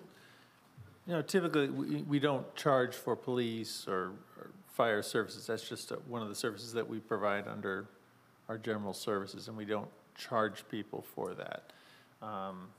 Can we stipulate that, hey, you know, you got to stay under, and this is the reason why I'm not giving you the CUP, or I'm not approving this. I'm going to, you know, reverse. Yeah. So this is a conditional use permit, so it's not by right. You evaluate, it's conditional, and you look at the particular situation and what impacts it has, and based on those impacts, you decide whether it's an appropriate location for that use. But what are my limits to the impact? What am I allowed?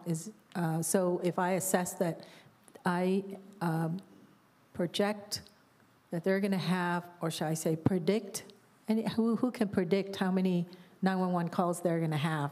And then if we were to say, well, I think I project that they're going to have more than 1,000, which is a lot more than the average, and so therefore this is grounds to reverse this decision.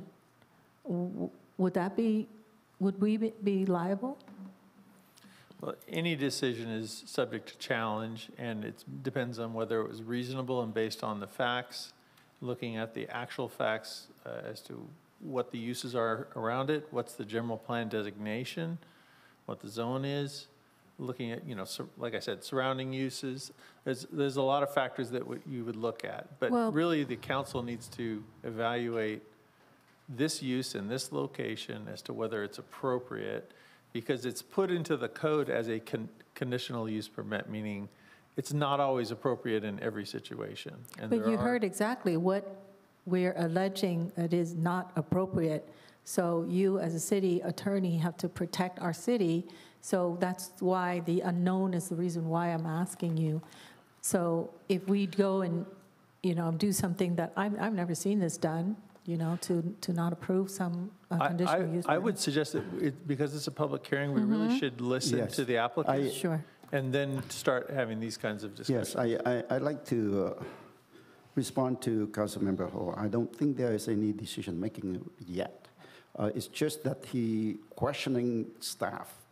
And so, you know, and then that's it. So we can't conclude that one way or the other. I believe that you already spoke, and it's now my turn.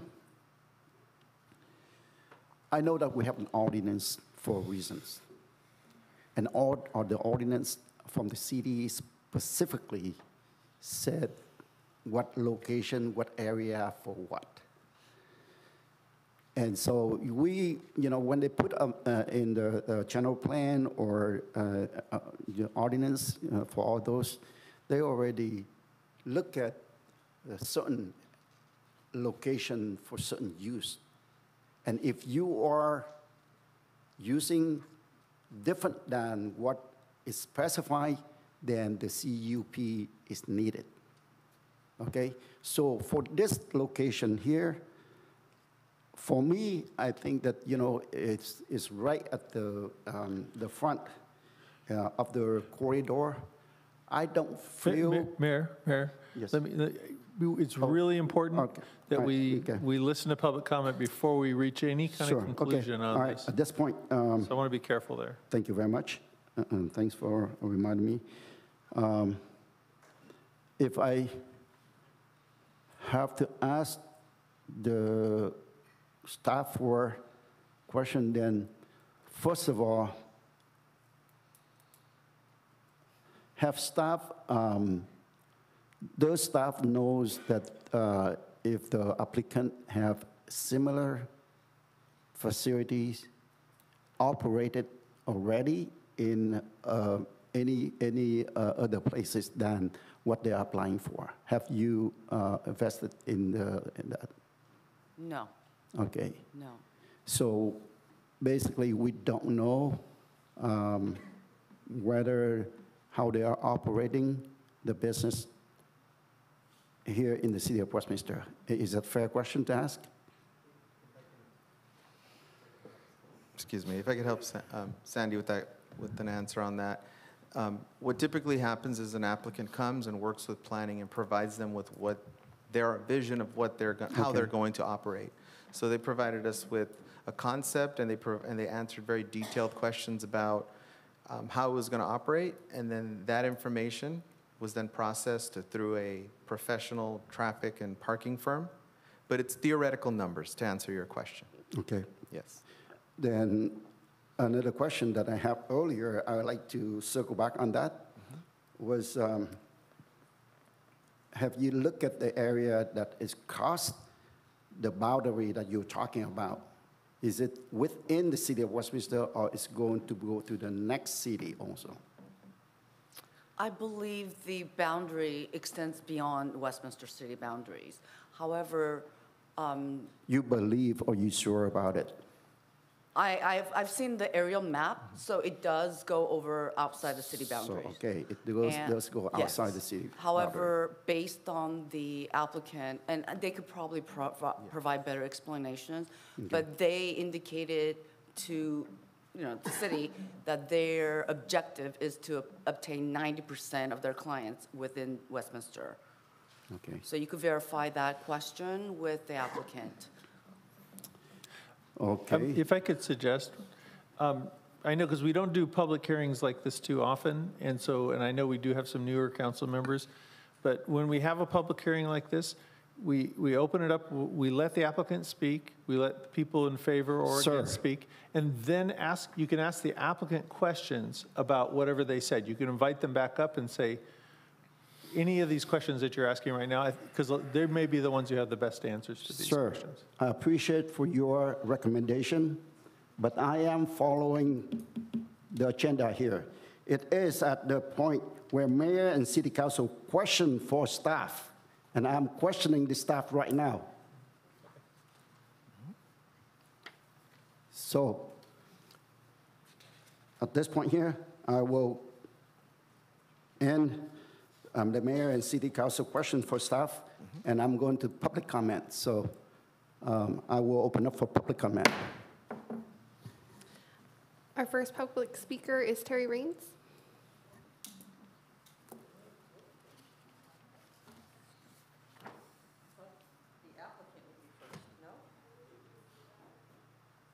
I did not receive a public No, speaker if the card. applicant want to speak, they fill out the form too, right?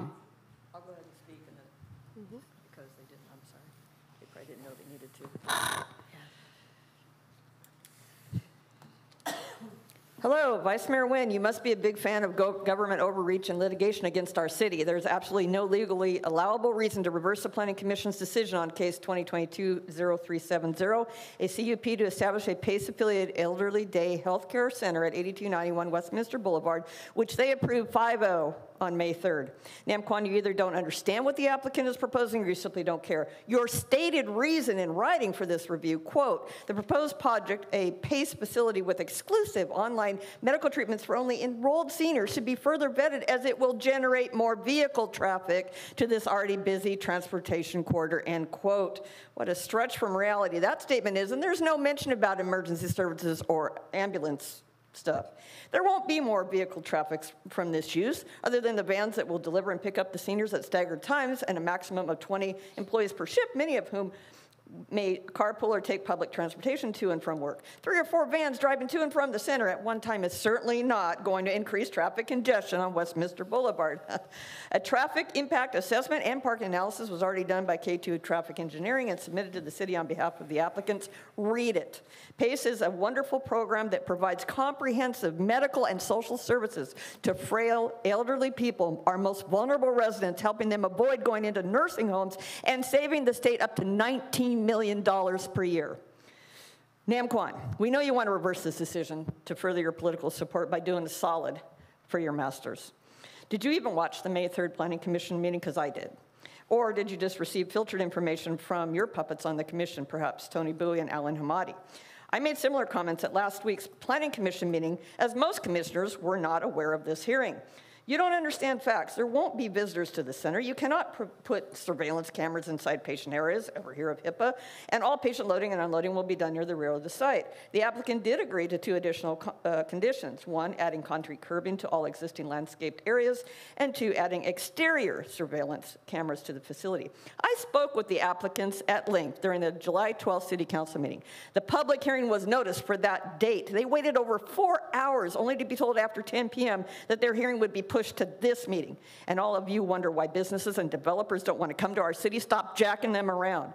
Council, do what's right and legal here. Do not put our city at risk for more costly litigation. Take no action tonight, or more formally, approve the resolution upholding the Planning Commission's decision. As far as emergency services go, so I forgot how many beds. It's 80-something, I think, or 80, I can't remember the number of patients.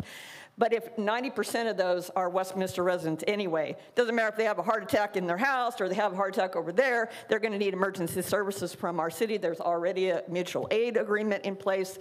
That's a ridiculous thing, not even stated on your written reason for this review. Thank you. Our next speaker is Deborah Mariscal.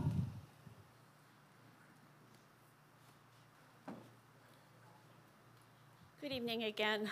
That particular building has been empty probably for 3 years. It's been boarded up. There were quite a few businesses there because I walk my dogs over there. There was a facility prior to COVID that had patients that were developmentally disabled, and they were Asian only. And there were quite a few because they would come over into the park. When I would walk my dogs, they get excited because they saw the dogs. I don't know how much emergency services they would have needed. I wouldn't expect that it would be much more than what we have currently. I do agree that we should move forward on this. The property is an eyesore, had a lot of homeless there. I understand from a couple of the police officers that I've spoken to that the inside is pretty much trashed. So I would like to see something happen positive with that property. The other thing is, this morning as I was walking my dogs on Newland, I was able to call the police department because 2 guys OD'd on the street and they were on the sidewalk, and I was able to call. So I don't think there's going to be much difference in services for the elderly versus services for the homeless and the people that are overdosing. Thank you. Our next speaker is from 360 PACE, Luke. Hi, Mayor. Hi, Council. Just want to clarify a little bit. So I'm Luke Darazi, I'm CEO for 360 PACE. PACE is a little bit different from an adult daycare health center that you may be familiar with, in that PACE is also a payer. I know there's concerns about payment for ambulance services. PACE will pay for ambulance services, so that's a covered benefit for enrollees. Also related just to increase or decrease in emergency services, these are elderly residents that primarily live in your community. We're targeting 90%, like Sandy said, 90% of the enrollees will be from City of Westminster. The boundaries do extend beyond Westminster, about a 5-mile radius. There's about 18 zip codes that we're getting approved from or for to serve, but 90% of our target population will be residents of Westminster. And so the point being is that if the point of the PACE program and the center is to keep these seniors that are frail healthy and receiving care at the center with on-site physician, on-site providers, on-site nurses, so that there is a decrease in emergency services. We want to keep people thriving and healthy in your community, and so that is the point of the center. And then I think, I don't remember if there's another question, but I'm happy to take questions afterwards, but I just wanted to clarify that, and we are excited to be a part of the Westminster business community and to bring healthcare services to the community, so thank you. Thank you. Our next speaker is Jessica.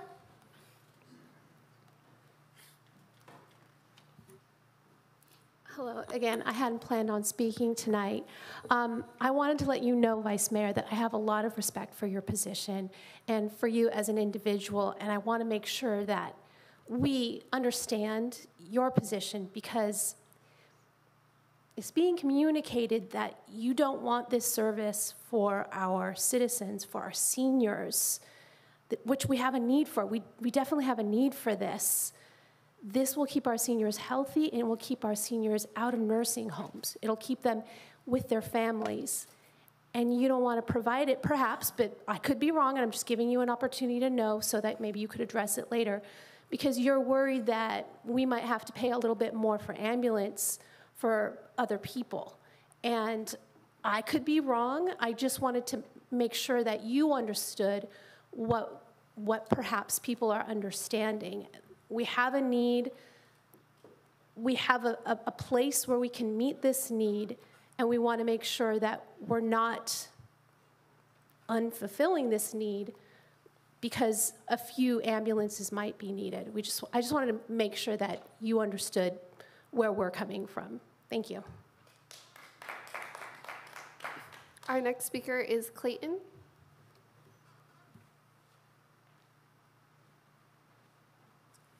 Good evening, Honorable Mayor and the council persons of City Westminster. You might have known me as Dr. Clayton Chow. I'm the former Orange County Healthcare Agency Director and the health officer for the county for the last 3 years during the pandemic. I'm now a consultant for 360 PACE. Just want to assure you that any physician who opens an office in the City of Westminster will bear the risk of having patients that need 911 services. Any physician who opens an office in the City of Westminster to provide care for patients, especially people with chronic health condition, will also have a risk of having to call 911 if the patient show up to their office has the need to go, right? And so I'm sure you would not ask them to come in front of you to get permission to open their offices here in Orange County. The city of Irvine will be the next well-known city in the country with most healthcare facility here in the United States. You know that. All the hospital, all the physician is pouring into the city of Irvine. PACE has been shown to be a very effective all-inclusive services for seniors, especially frail senior, keeping them out of the hospital, keeping them out of the nursing home, and keeping them home with their family, because at the PACE site, there's a whole comprehensive team of physician nurses is there to take care of them. Only when they need to be hospitalized will an ambulance will be dispatched to take them to the hospital. And even then, it would not be your city ambulance unless your city ambulance wants to contract with PACE, because PACE does pay for ambulance services. So I just want to assure you that is much needed. I used to live in Westminster. I don't live in Westminster anymore. I live in Fountain Valley, but I was so excited when the Cal Optima Health Plan approved for another state, another PACE program here in our county, because we have plenty of seniors that need that kind of level of services, but there's not enough PACE services available in this county. So I applaud you to consider this, and I strongly recommend you to really approve this, because you have a lot of seniors, especially Vietnamese senior, Latinx senior, that need a lot of health services, and if they don't speak English, you know how it is, how difficult it is to navigate the healthcare system in Orange County. So that's all I would like to say and inform you. Thank you.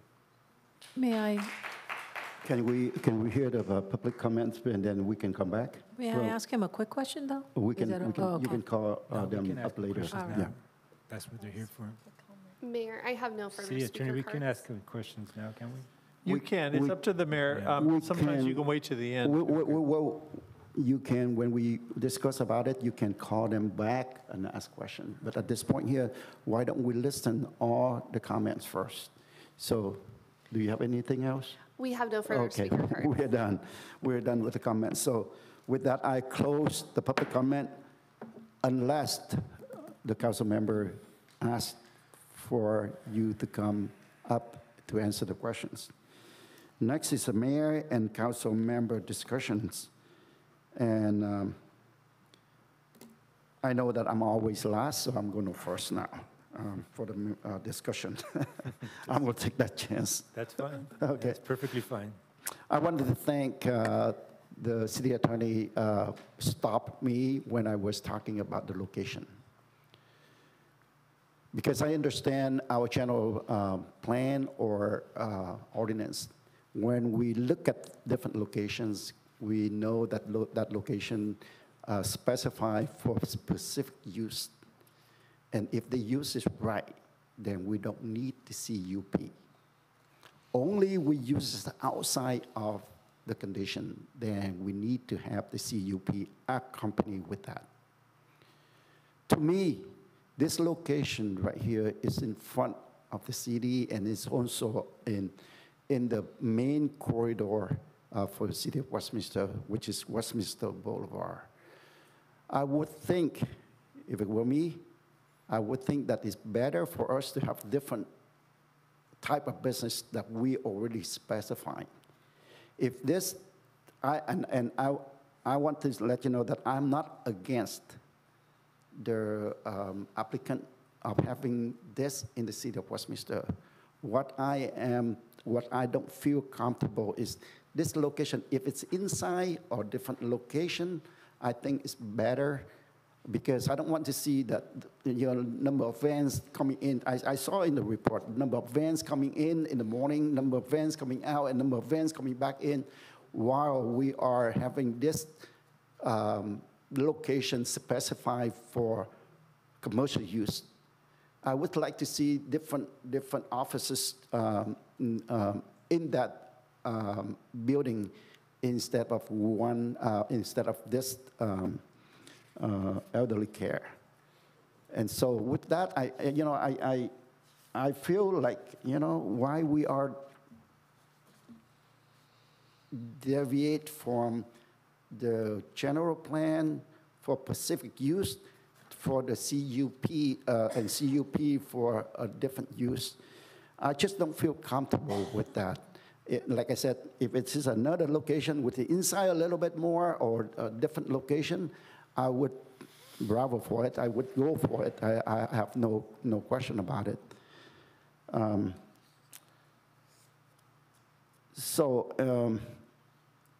With that, I just leave it there. I don't feel comfortable until we actually make sure that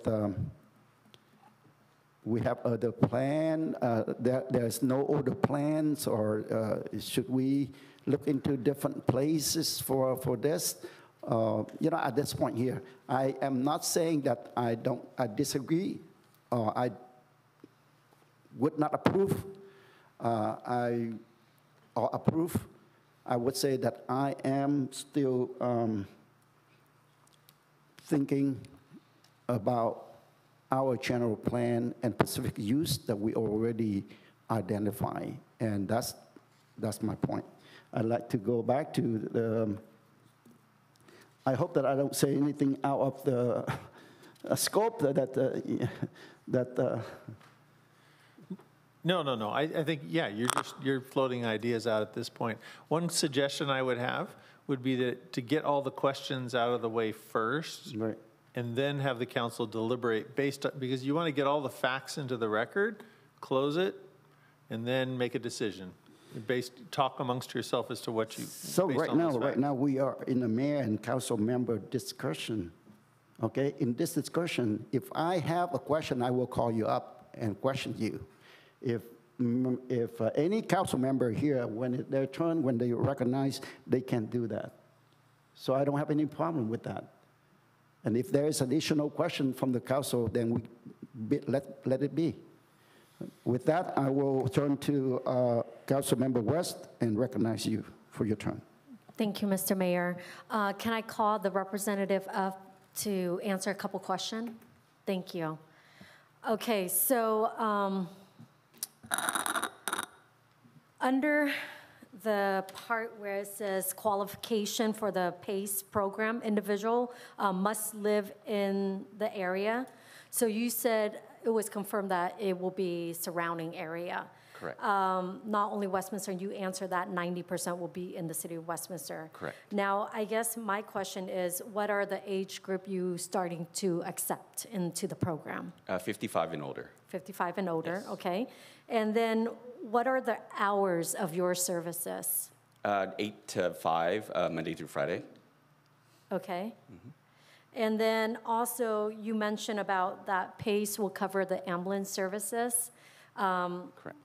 Now, when you mentioned, I guess your representative mentioned about how the city can partner up with PACE for the ambulance services. Yes. How does that, what does that entail, and what do you mean by that? So we have to build what's called network adequacy, right? And it's specialists, including ambulance services and things like that. And so we could, and I don't know how the city works, and so just if you bear with me, but if the city provides ambulances, then we could enter into a contract where then PACE pays whatever rate that we come to agreement with to be the service provider of ambulance services for the center. And I want to clarify, the center's hours are 8 to 5, Monday through Friday. PACE provides care 24/7. We have, and that's in-home. So this is in-home care. We've got physicians on call, providers on call, and things like that. So it kind of extends just beyond the actual center. I know we're discussing the location of the center right now. Right, awesome. Yeah. Okay, that's good to know. I guess if you can give us more information later regarding the ambulance service, how the contract would work, Sure. and then what Yeah, you'll cover. And then also, the other question is, so you're saying it's kind of like a daycare, right, for adults? The center is, Yes. yes. And so say, do they just stay within that area, or can they walk over to City Hall, and if they fall, then what happened? Like, you know what I mean? Like, Yeah. it's on our property now, Right. so basically you're saying we're supposed to take care of them, right? No, so Or we would. Can we they would, leave the campus? Yeah, they would not be unsupervised, right? They will not leave the campus. From the interior, we have what's called delayed egress exits. So obviously we follow all the fire codes and things like that, but there's exit entry doors that have delayed egress where they alarm if someone is trying to kind of leave the facility, right? So they're always, patients are always supervised. These are ambulatory patients, and so they'll always be with a supervised clinician. Okay.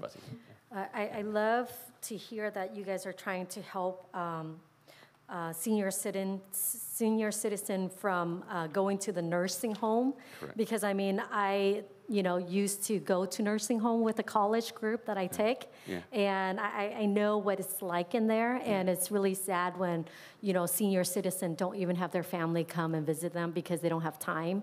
So with your program, PACE, I feel like you guys are getting them on their feet. Correct. Different activities. Correct. And I do like that, and I like how you're monitoring them, making sure they have the medicine that they need throughout the day from 8 to 5. Correct. And to get them the exercise and the routine that they need to keep them healthy. So I do like that. Yeah. That might prolong them another 5, 6, Absolutely. 7 years before the homes, the Absolutely. senior homes. You'd be a great spokesperson for PACE. That is exactly the outcome that we want. We want to keep patients with their families in their homes as long as it's possible. They come to the center to get other needs met, right? Socialization skills being one, right? Mental health and physical health needs addressed in a proactive way versus an emergent system, right? Where they would require then hospitalization, perhaps and go nursing home, and then we know what happens from there, right? Kind of a degradation of their condition. Right. And I do see here that you have different, like you accept those who are eligible or patient who are Medi-Cal or Medicare. Correct. Now, what if those who pay privately, they don't have Medi-Cal or Medicare, do you accept them as well? And are there different fees for them? There's an The ability services? to, if they don't have Medi-Cal or Medicare, an ability to pay private pay, cash. But what we find in this population is that we are targeting the at-risk, primarily lower income seniors, right? Because seniors at that age kind of, have income issues, right? And can typically qualify what we call dual eligible, right? They'll have Medicare and they can qualify for Medi-Cal typically. Okay. But those who don't have it, they will pay a fee that you guys have for them, Correct. right? Yeah. Okay. And then they will also have the same coverage as well? Correct. Okay. Yep, same benefits, yes. That's good. Well, I do see the benefit in having this. It does prolong, and since I, been to the senior homes, I see and I know what it's like. And so I appreciate that you guys have the service in our city. Thank you. Thank you. And I'm done, Mr. Mayor. Thank you very much. Next is Councilmember Menzo. Yes, thank you, Mayor. I just had a quick legal question as far as the process of the meeting. Correct me if I'm wrong, City Attorney, but in order for us to call the applicant back up, we need to reopen the public hearing. The hearing should be open while we're taking in facts. And Yeah, then, but we and closed then- the public hearing. Yeah, so yes, if we've closed it, then we should open it while we're taking questions, and then close it, and then have council discussion. Oh, okay. So can we open public, if there's going to be any more questions for the applicant, we need to open it back up again? Some of these questions are for staff, so do we have other businesses of this type in our city, elderly care centers? Do we know? Yes, I'm not quite sure exactly total number that we have approved and whether they're still actively running their business at the locations. I don't have the information. But what I do know is that we did approve one in 2021. And which one is that? I believe that's off Beach Boulevard. I believe I that think one's there's- called Westview. I think it's Westview. Okay. I'm not familiar with But the answer is yes. Yes. Okay. I mean, obviously, this is like, we've made that pretty obvious that we do have a large senior population in our city, and as was discussed by other council members and the applicant, is that, being active is really important for our mental health of our seniors, and when you're not mentally healthy, your depression, that also brings up other forms of conditions, physical conditions. So there is definitely a need for this in our community. If there is a concern from council as far as like the the architectural, appearance of this building. I noticed that on your design, where the vans are going to pull it into the business, I guess I would need the applicant to come answer this question. If that is a concern, right now it appears that it's going to be where the carport area is. Correct. It's going to be facing west. I'm bad with, yeah, west. Is that correct? Correct? Yeah. And if that is a visual concern, is there a possibility to put that entrance, that carport where the vans will be parked to, bring patients in and out of the van? Would that be able to be moved to the north end of the elevation? I think we're amenable to, and maybe speaking out of turn, we have our architect, but amenable to anything that meets the requirements by the planning department and whatnot. I'm just going off of one of the comments made by council as far as the aesthetics of the operation. Right. Having the vans being visible from Westminster Boulevard, looking through the parking lot. If that is a concern, maybe they can be moved to the north elevation so you won't see them. Absolutely, yeah. If that is, that's just one observation that I have just Absolutely, from hearing. and our plan is to get a vendor or outsource that as well, and we could have them park their vans on their lot as well, so they don't even need to be parked in that lot, only for pickup. Can you explain that a little bit more? What do you mean? Yeah, so contract with an outsourced transportation vendor that would have vans, that would be the drivers and have the vans. Mm-hmm. They would be obviously responsible for picking up and dropping off our patients, but while the patients were participating in programming during the day at the center, those vans could then move off property. Off-site. Yeah, to their lots, or wherever their lots okay. are. Yeah. That's just going off of what I heard. And this is a question for our city attorney. So in order for council to reverse this decision of the planning commission, do we need to find a legal finding of fact for denial? Or can we just, as council, choose just because we don't like this use for this property? The decision of the planning commission, it's vacated. It's a de novo review, as though, in a sense, it's in the record, but you don't have to. What you're doing is you're calling it up for a de novo, fresh review by the city council. Okay. So the council is looking at it in the first instance. Is this particular use appropriate in this location?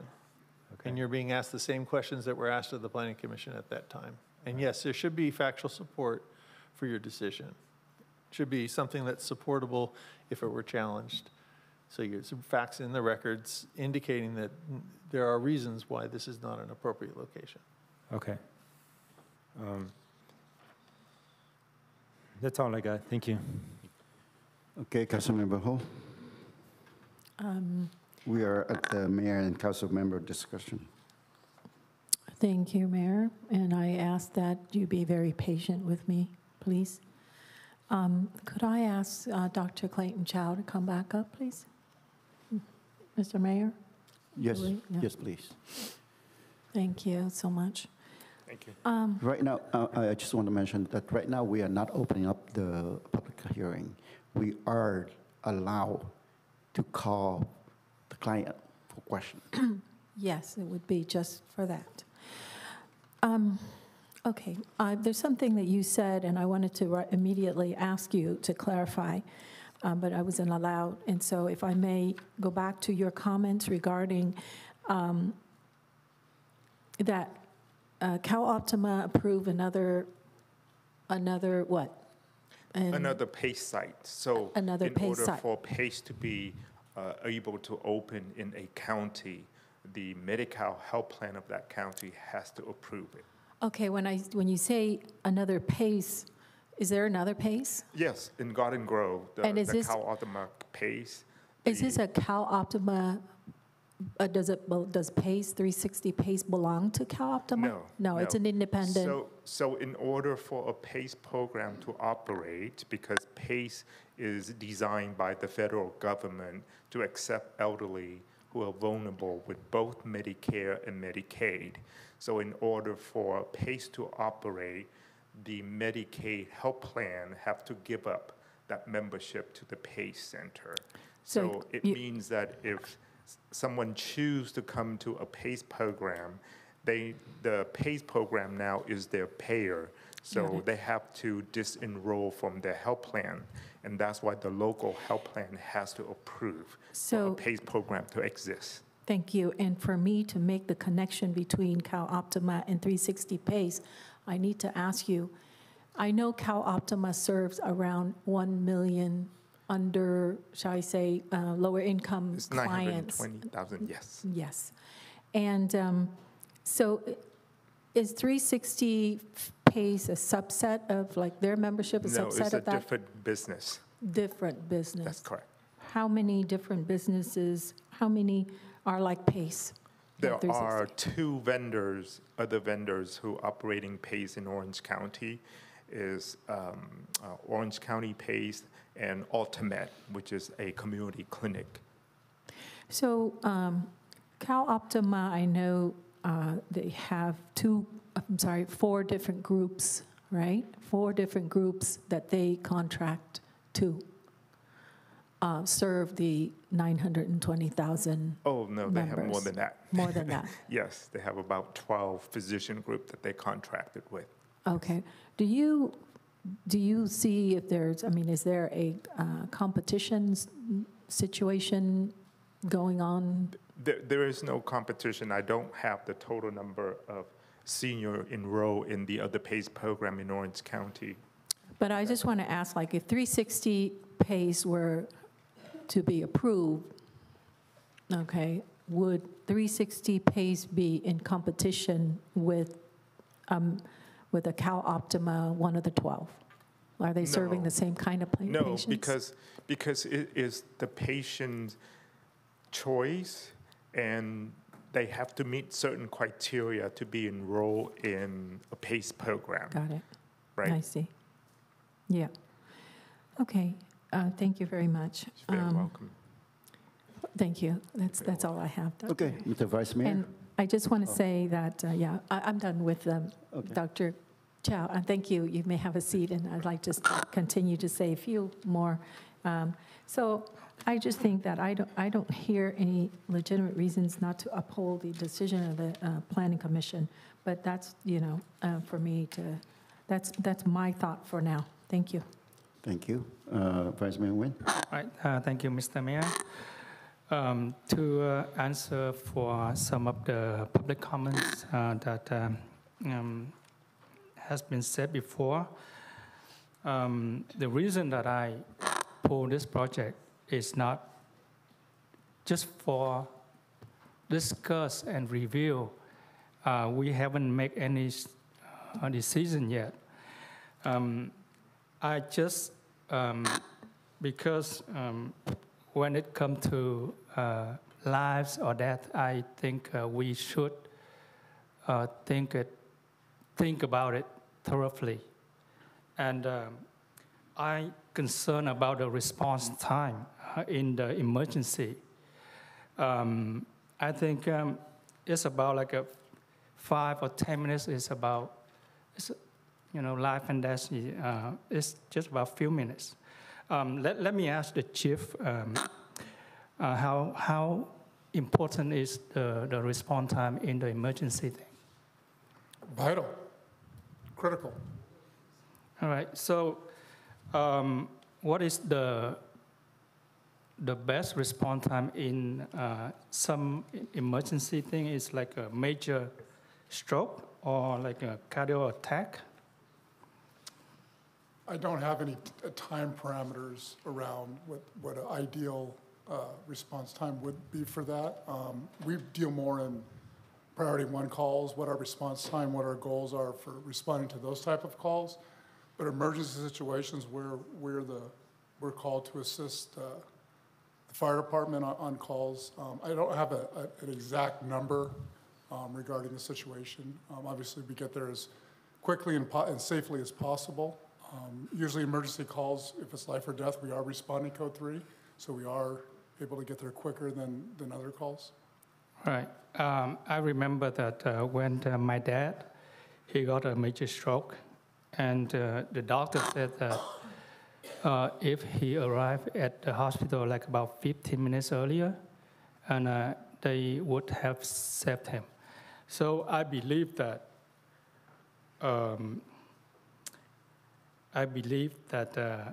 response time here is very critical, like the chief said, and all I need, I'm making decision just on the benefit of the community. I just don't want our decision is going to cost lives. Okay? I just want to make it very, very careful here. So before I make decision on this, like I said, I would like to see a very diligent report from staff. Staff can work with the applicants and the firefighter departments to get me the detailed report, and then come back to the council so we can discuss. So for that, I would like to make a motion. Not yet. Not yet, sir. Okay, all right. We are still. For now, are you back? Yes. We will go to the council action. Okay, can I make a very quick comment here? Yes. It's not about the money. It's not about the money, because sometimes you can have a lot of money, but the emergency capability is right there. We just have like 2 ambulance truck, and I believe that emergency ambulance that we have right now, they are in the discussion with other company to have like a mutual aid, right, Chief? That is correct. Okay, all right. Are you back? Okay, I just want to let you know in the public hearings, a specific step that we have to go through. That's why I'm very strict on that.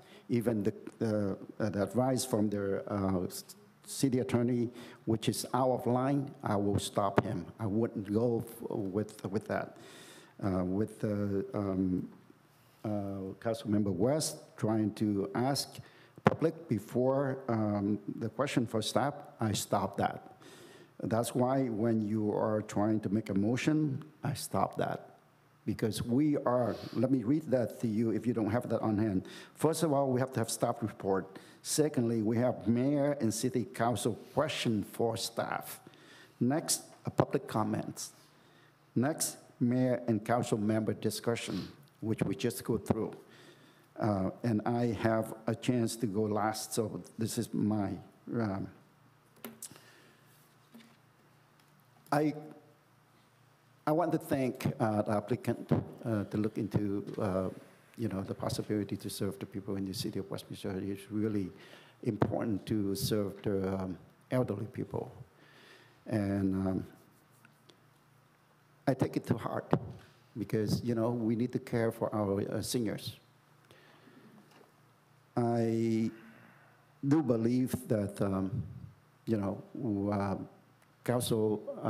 planning commissioners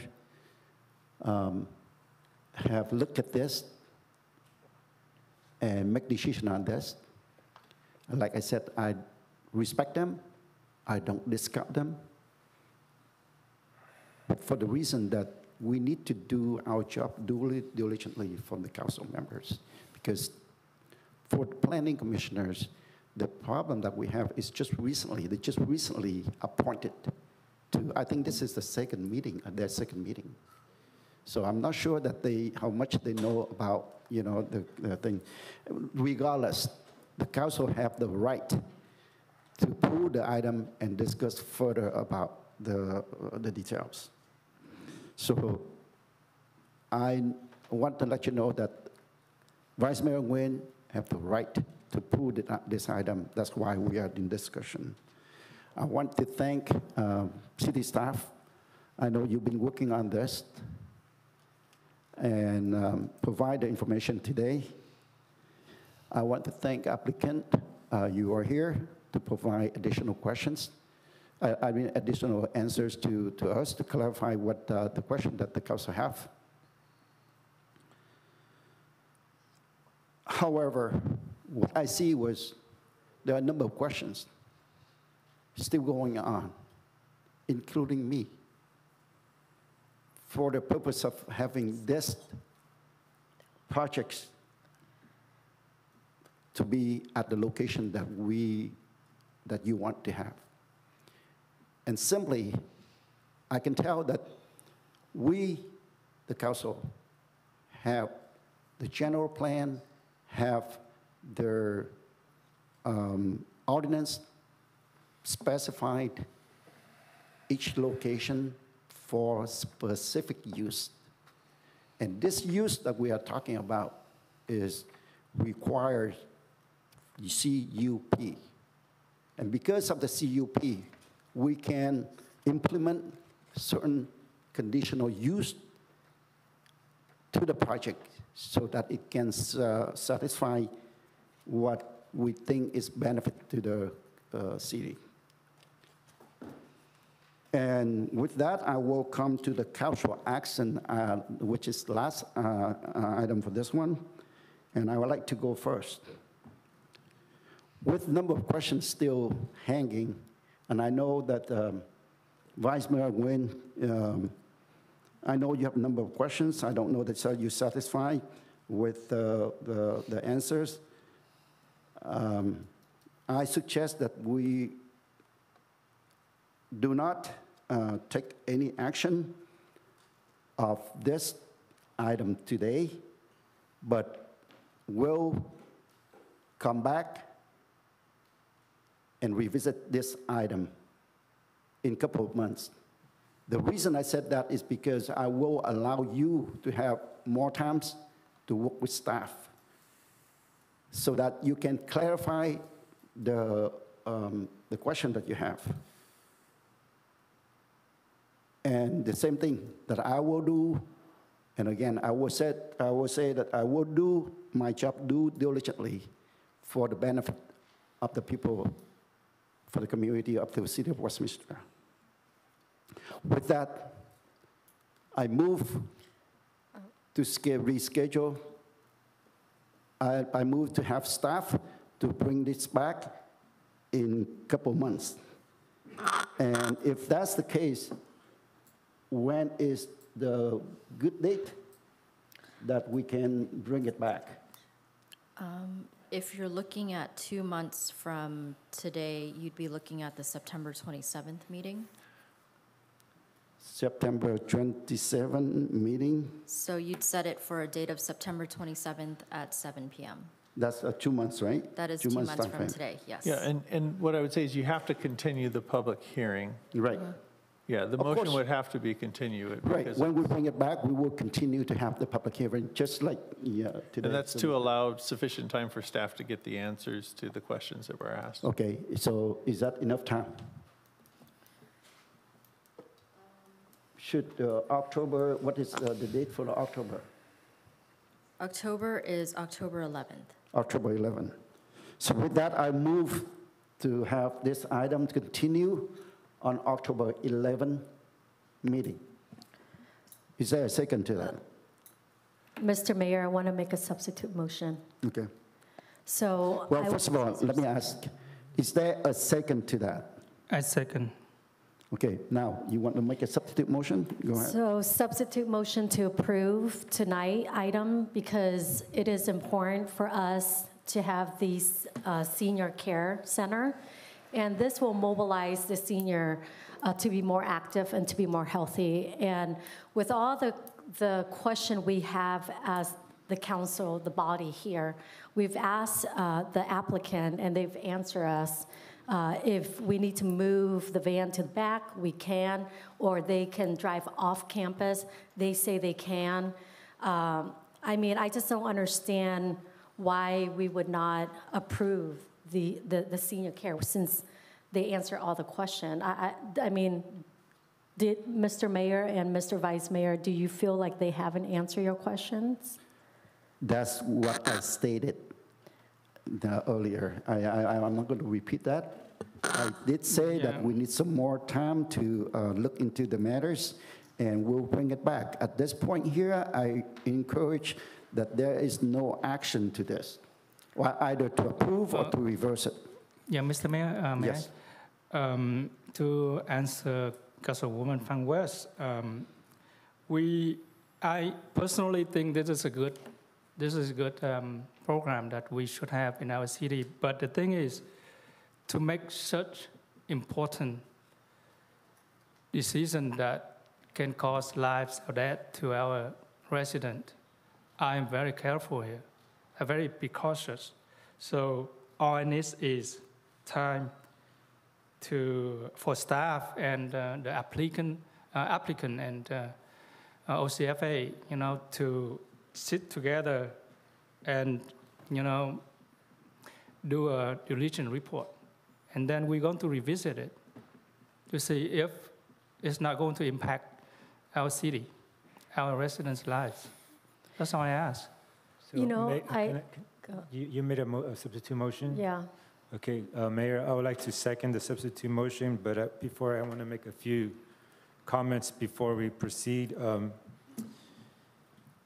The arguments brought before, the concerns that that I'm hearing as far as the emergency services, those I feel those concerns were not justified, being that the same residents or people attending, they were going to be going to this facility.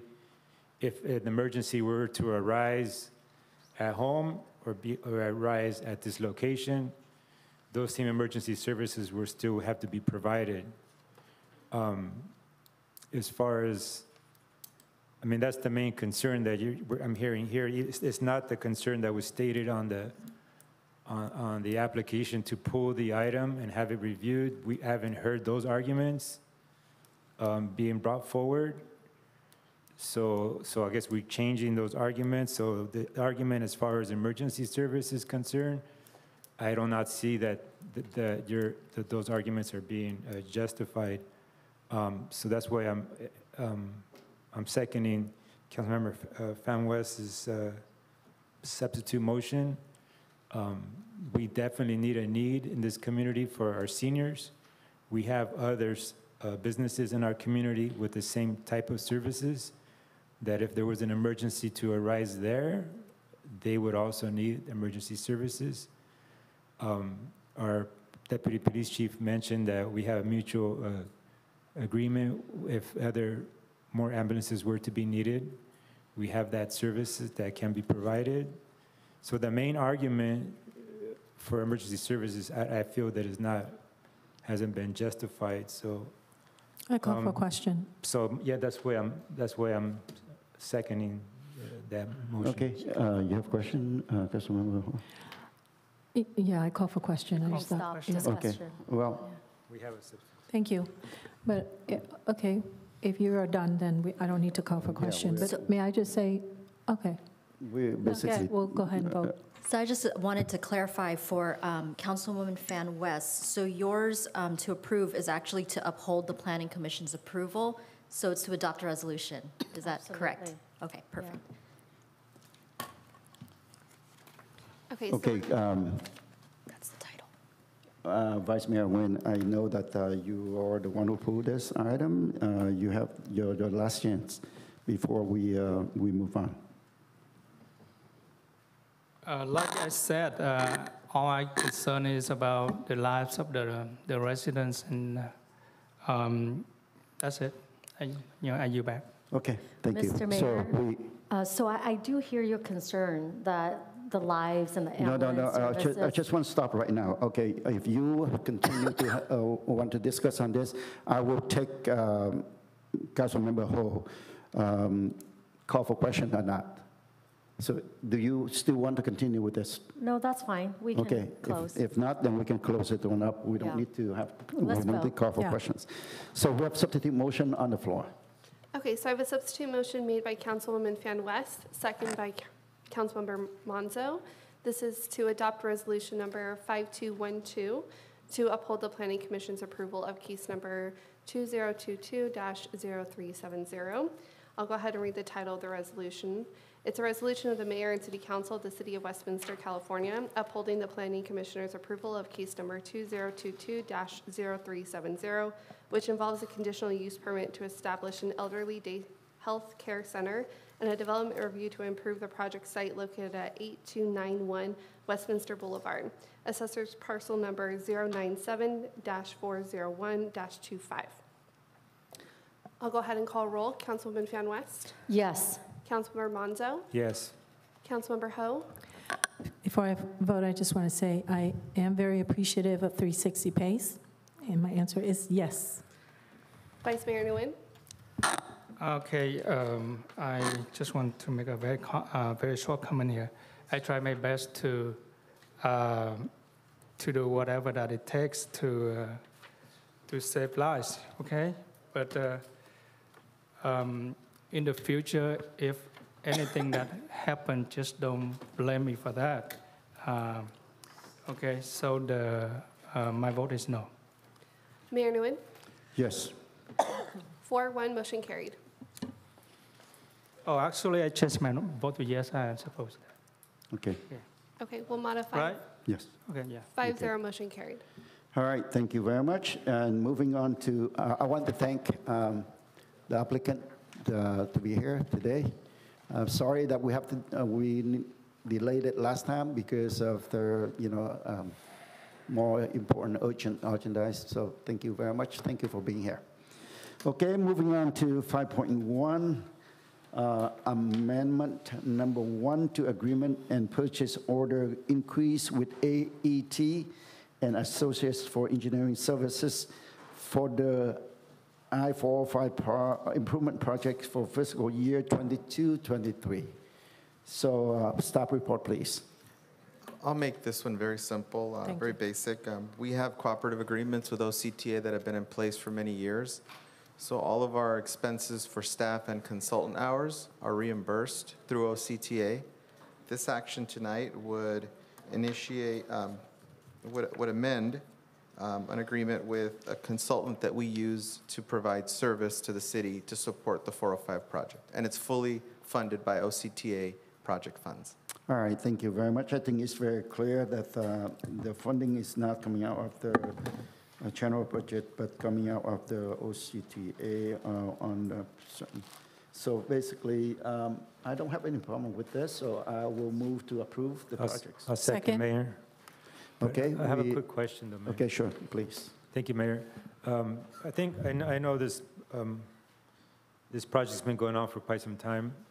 I think it's being that we have 2 new council members present. When can we get an update on where we're at with the freeway? Absolutely. We could come back at possibly in August or early September, the next available meeting, and provide, what we've done in the past is a joint presentation between myself and the project manager for OCTA, where we update the council on the status. Very timely, considering that we have the final 2 bridges scheduled to be open in the coming months. So that would be something we could facilitate. Yeah, it's been a while. I think we need it. Okay. All right, that's all I got, Mayor. Thank you. Thank you. We have a motion and second on the floor. You need me to repeat who? So I have a motion made by Mayor Nguyen, a second by Councilmember Monzo. This is to approve staff recommendation to approve amendment number 1, extending the term of the agreement to December 31st, 2024, and increase the purchase order in the amount of $19,204 or $240 to close out fiscal year 2022-23. Okay. I'll go ahead and call roll. Councilwoman Fan West? Not here? Councilmember Monzo? Yes. Councilmember Ho? Yes. Vice Mayor Nguyen? Yes. And Mayor Nguyen? Yes, you can come back to Councilmember West. She's back. Thank you, Mr. Mayor. I vote yes. All right, thank you. 5-0, motion passed. Next item is 5.2, amendment number 4 to the agreement with Paymenters Corporation for electronic bill payment services. Any question on this? Okay, please. Motion to approve? Okay, where there's a motion and second on the floor. All right, I have a motion by, sorry, 1 second.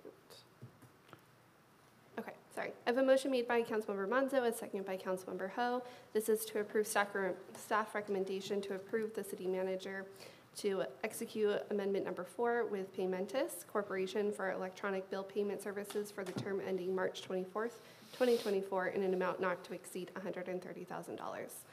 I'll go ahead and call roll. Councilwoman Fan West. You know what? Are there a way that the city manager, once you approve this and sign this, can you send us a kind of like receipt as well so the council can see the contract? And I can't hear you. We can get you the contract before the payment. Okay. And the attachments. Can you guys provide that? The amendment and the contract are attached to the staff report. This is the final year of this contract, and it's been in place for, well, this is the 4th amendment. But we can certainly provide the signed copy or whatever you additional that you request. Okay, Perfect, I think what wasn't clear in the report, because I got this question as well, is the amendment is really the extension. It's the final year of the contract, and we're going to a new system after this. So. Right. Yeah. Thank you. Okay, I vote yes. Okay. Councilmember Monzo. Yes. Councilmember Ho. Yes. Vice Mayor Nguyen. Yes. And Mayor Nguyen. Yes. 5-0, motion carried.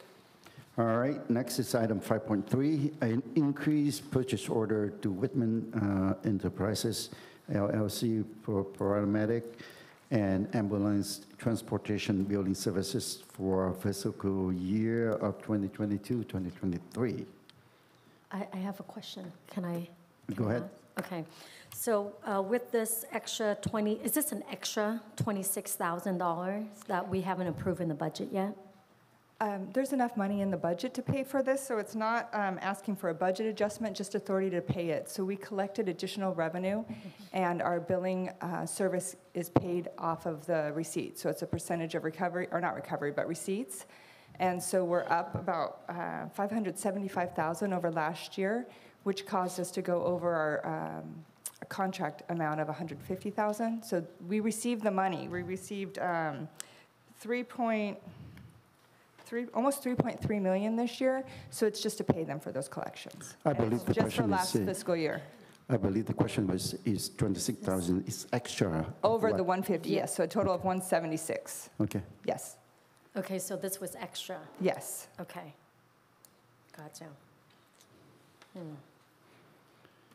Is Now there any- with this, with the 26,000, what does that exactly will pay for?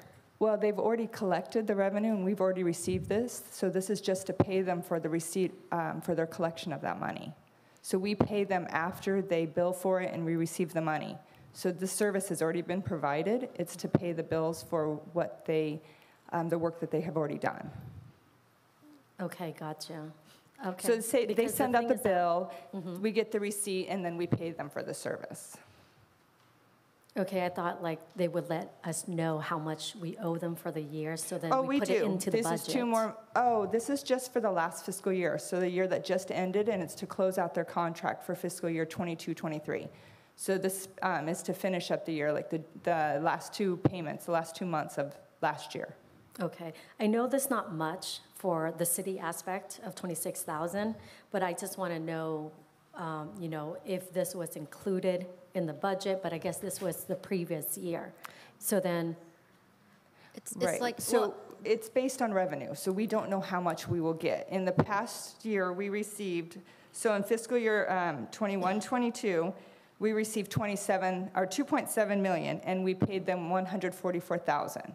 which was within our $150,000. This year, we received $3.3 million, and since they receive a percentage of that, their percentage is higher. Okay. So we weren't sure that, we didn't realize that they were going to collect more because we can't predict how many calls of service we're going to have. Okay. Now, were you guys able to retrieve money from, other insurance as well? Right. The city received an additional $575,000 in revenue for that fiscal year, and this 26 is paying for that additional $575,000 that we had received over our estimate. Okay, perfect. I have no more question, Mr. Mayor. All right. Is there any other question? Or if I will entertain a motion, if there's any. Motion to approve. Okay. Motion and second on the floor. All right, I have a motion by Councilmember Monzo, a second by Councilmember Ho, and that is to approve staff recommendation to increase the purchase order for Whitman Enterprises by $26,000 for paramedic and ambulance transportation billing services for fiscal year 2022-23. Councilwoman Van West? Yes. Councilmember Ho, or Councilmember Monzo, sorry. Yes. Councilmember Ho? Yes. Vice Mayor Nguyen? Yes. And Mayor Nguyen? Yes. Motion passed 5-0. Next is 6.1, resolution rescinding a level 1 water supply shortage. And with this, I think it's very clearly, identified in the staff report. I move to approve. Second. Okay, move to approve and second. Roll call vote. I have a motion made by Mayor Nguyen and a second by Councilmember Monzo. It's to adopt a resolution number 5213, entitled A Resolution of the Mayor and City Council of the City of Westminster, California, rescinding a level 1 water supply shortage. I'll go ahead and call roll call. Councilwoman Van West? Yes. Councilmember Monzo? Yes. Councilmember Ho? Yes. Vice Mayor Nguyen? Yes. And Mayor Nguyen? Yes. 5-0, motion carried. Oh my God, we are going to finish before 9 o'clock. All right, good. All right, so next item is comment from City Council and agency members, including A, B, 1, 2, 3, 4 report.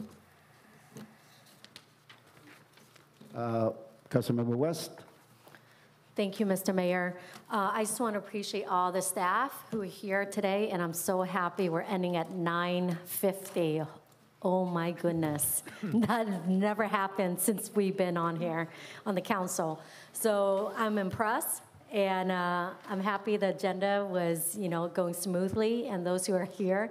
And thank you, Vanessa, for all you do for the senior folks here in the city. And Darren, thank you, and all the police. You guys done an amazing job. I really appreciate you guys taking care of our city and, keeping the city safe. And also the fire chief, thank you. Well, fire department for being here and all you guys do as well in our city to keep it moving forward. And staff, thank you so much for all you guys do.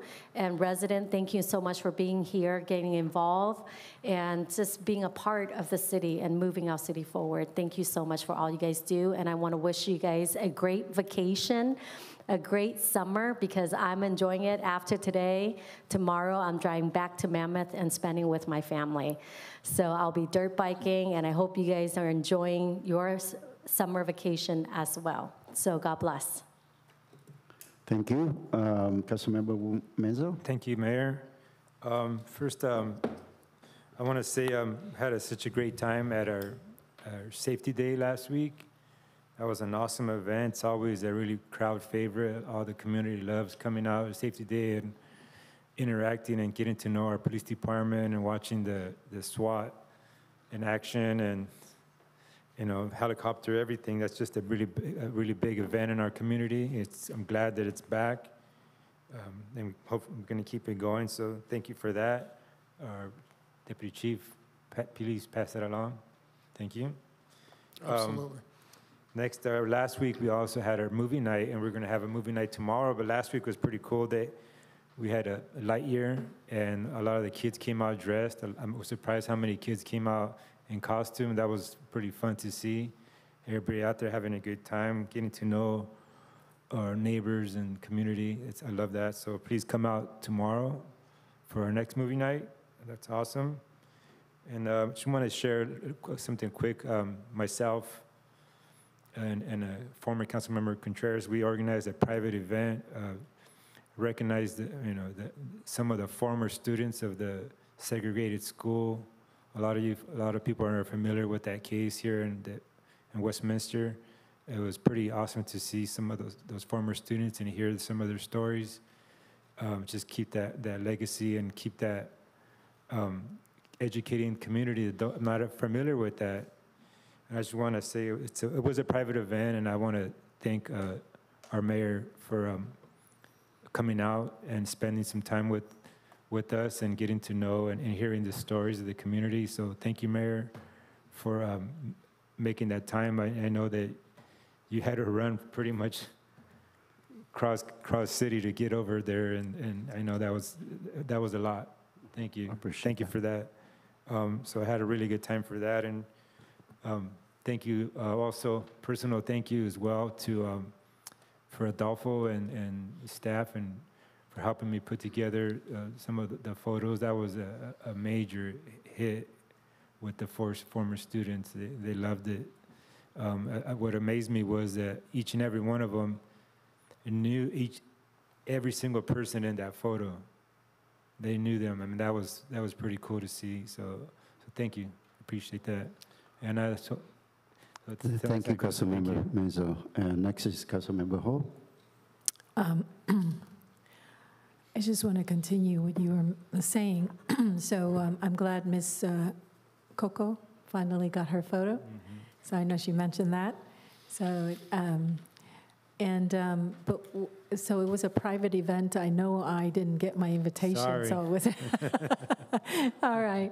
I saw former Councilmember Contreras at the park there doing an interview. So I was like, oh, so that was probably the reason, right? No. So yes, I want to make sure I say thanks formally to our PD, police department, and I really enjoyed that award ceremony. It was really great. It was very special, and you are too young, Deputy Chief Abstill. You are too young to retire. So consider another 10 years, maybe stay on for at least another few years. Well, every city council member or time I've sat in for the chief, they've all been done before 10 o'clock. So I don't think that's a coincidence. Just saying. Because of you. And then one thing that really sticks out in my mind is that community, Park and Rec Department, Community Services, you guys been doing an awesome job. And I just think I feel that you really know how to party. You've done a wonderful job. And that's really a positive reflection on our city manager over here. So, but I don't want to repeat anything that everybody else already said. I guess we're going to skip next meeting, so that calls for, so it's like we're beginning to feel like it's summer, right? Thank you very much for, I'm going to make sure we end at 9, so I'm going to stop here. Thank you. Good night. Before I call on Vice Mayor, I just want to make sure that we initially planned to have a meeting for August 9. This wasn't intent to cancel that meeting, but for another purpose of what is it? So we had a strategic plan meeting that was scheduled for the 9th during the daytime, of course. Similar to the 3 workshops that we previously did. But due to personal reasons with our facilitator, she's not able to make it in person. So at this time, we're just going to reschedule to a future date and time. But we will have a regular meeting, a special meeting, but much like this, on the 16th instead. So right. You do get a bit of a break before and after the 16th. Okay. All right, thank you very much. Vice Mayor Nguyen. Thank you, Mr. Mayor. Yes, I like to thank you, staff, for making things happen. begin with all the activities for the summer program. So I feel like now our city, after COVID, begin to, can I use the word resurrection? Yeah, okay. I think in the future we're going to make this city more and more beautiful and strong. Thank you. Thank you, LPD too. Thank you very much. I second it to our council members about our park and recreation department working really hard to get many events happening during the summertime. I also want to congratulate for the job well done at the Safety Day. It was a lot of people. It was a big crowd, a great turnout, and a lot of agencies from county and all along that they were there. So kudos to staff for putting that together. Like Councilmember Menzo said, that it was a busy day for me on Saturday. I was running from one event to another, and I tried to rush myself to get to. I first want to thank Councilmember Menzo specifically invite me to the event, and that event, I would say that it's very meaningful, and it's a great event to have. And I look forward to see more and more of those events in our community, because we need to have more of those events from different ethnicity, different group of people, so that we can, all learn the culture from each. And for this particular one, the title was Former Students from Segregated Campus. We reunited nearly 80 years later to reflect on legacy of Mendes versus Westminster. You see that 80 years is a long time, and we still have these 4 students came and spoke about it. And I think it's a good thing that we have them there, and we have a chance to appreciate them. And I know that they appreciate us very much. Us here, meaning the city of Westminster. All right, thank you. I also have a chance along with all council members except Councilmember Menzo, because I know that at time he has to prepare for the event that I was just talking about. He could not join us at the not grand opening, but there's a groundbreaking ceremony at Busa Road. And this is for second phase. The first phase, they already built the apartment complex, and it's already done. This second phase is building shopping and small shop in the complex. And there will be a third phase for the hotel. We are very proud, and I have a chance to thank the former mayor, Trita, and along with the previous council member, that they approved this project. That's why we are there on that day. I also have a chance to thank I'll congratulate the owners there. But one of the most important things that I saw on that day was they are overwhelming the support from the city of Westminster. We have over half of people there from the staff from the city of Westminster.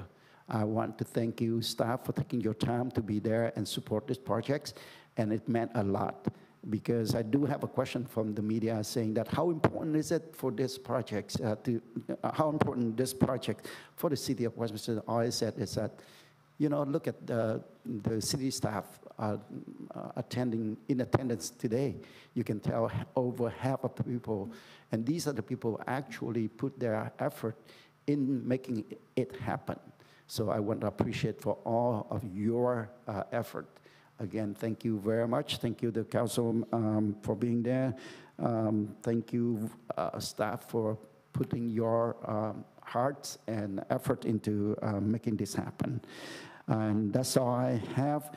And at this point here, I'd like to adjourn the meeting, and the regular meeting of August 9, 2023 has been canceled. And so the next regular adjourned meeting will be held on Wednesday, August 16, 2023 at 6 p.m. Meeting adjourned.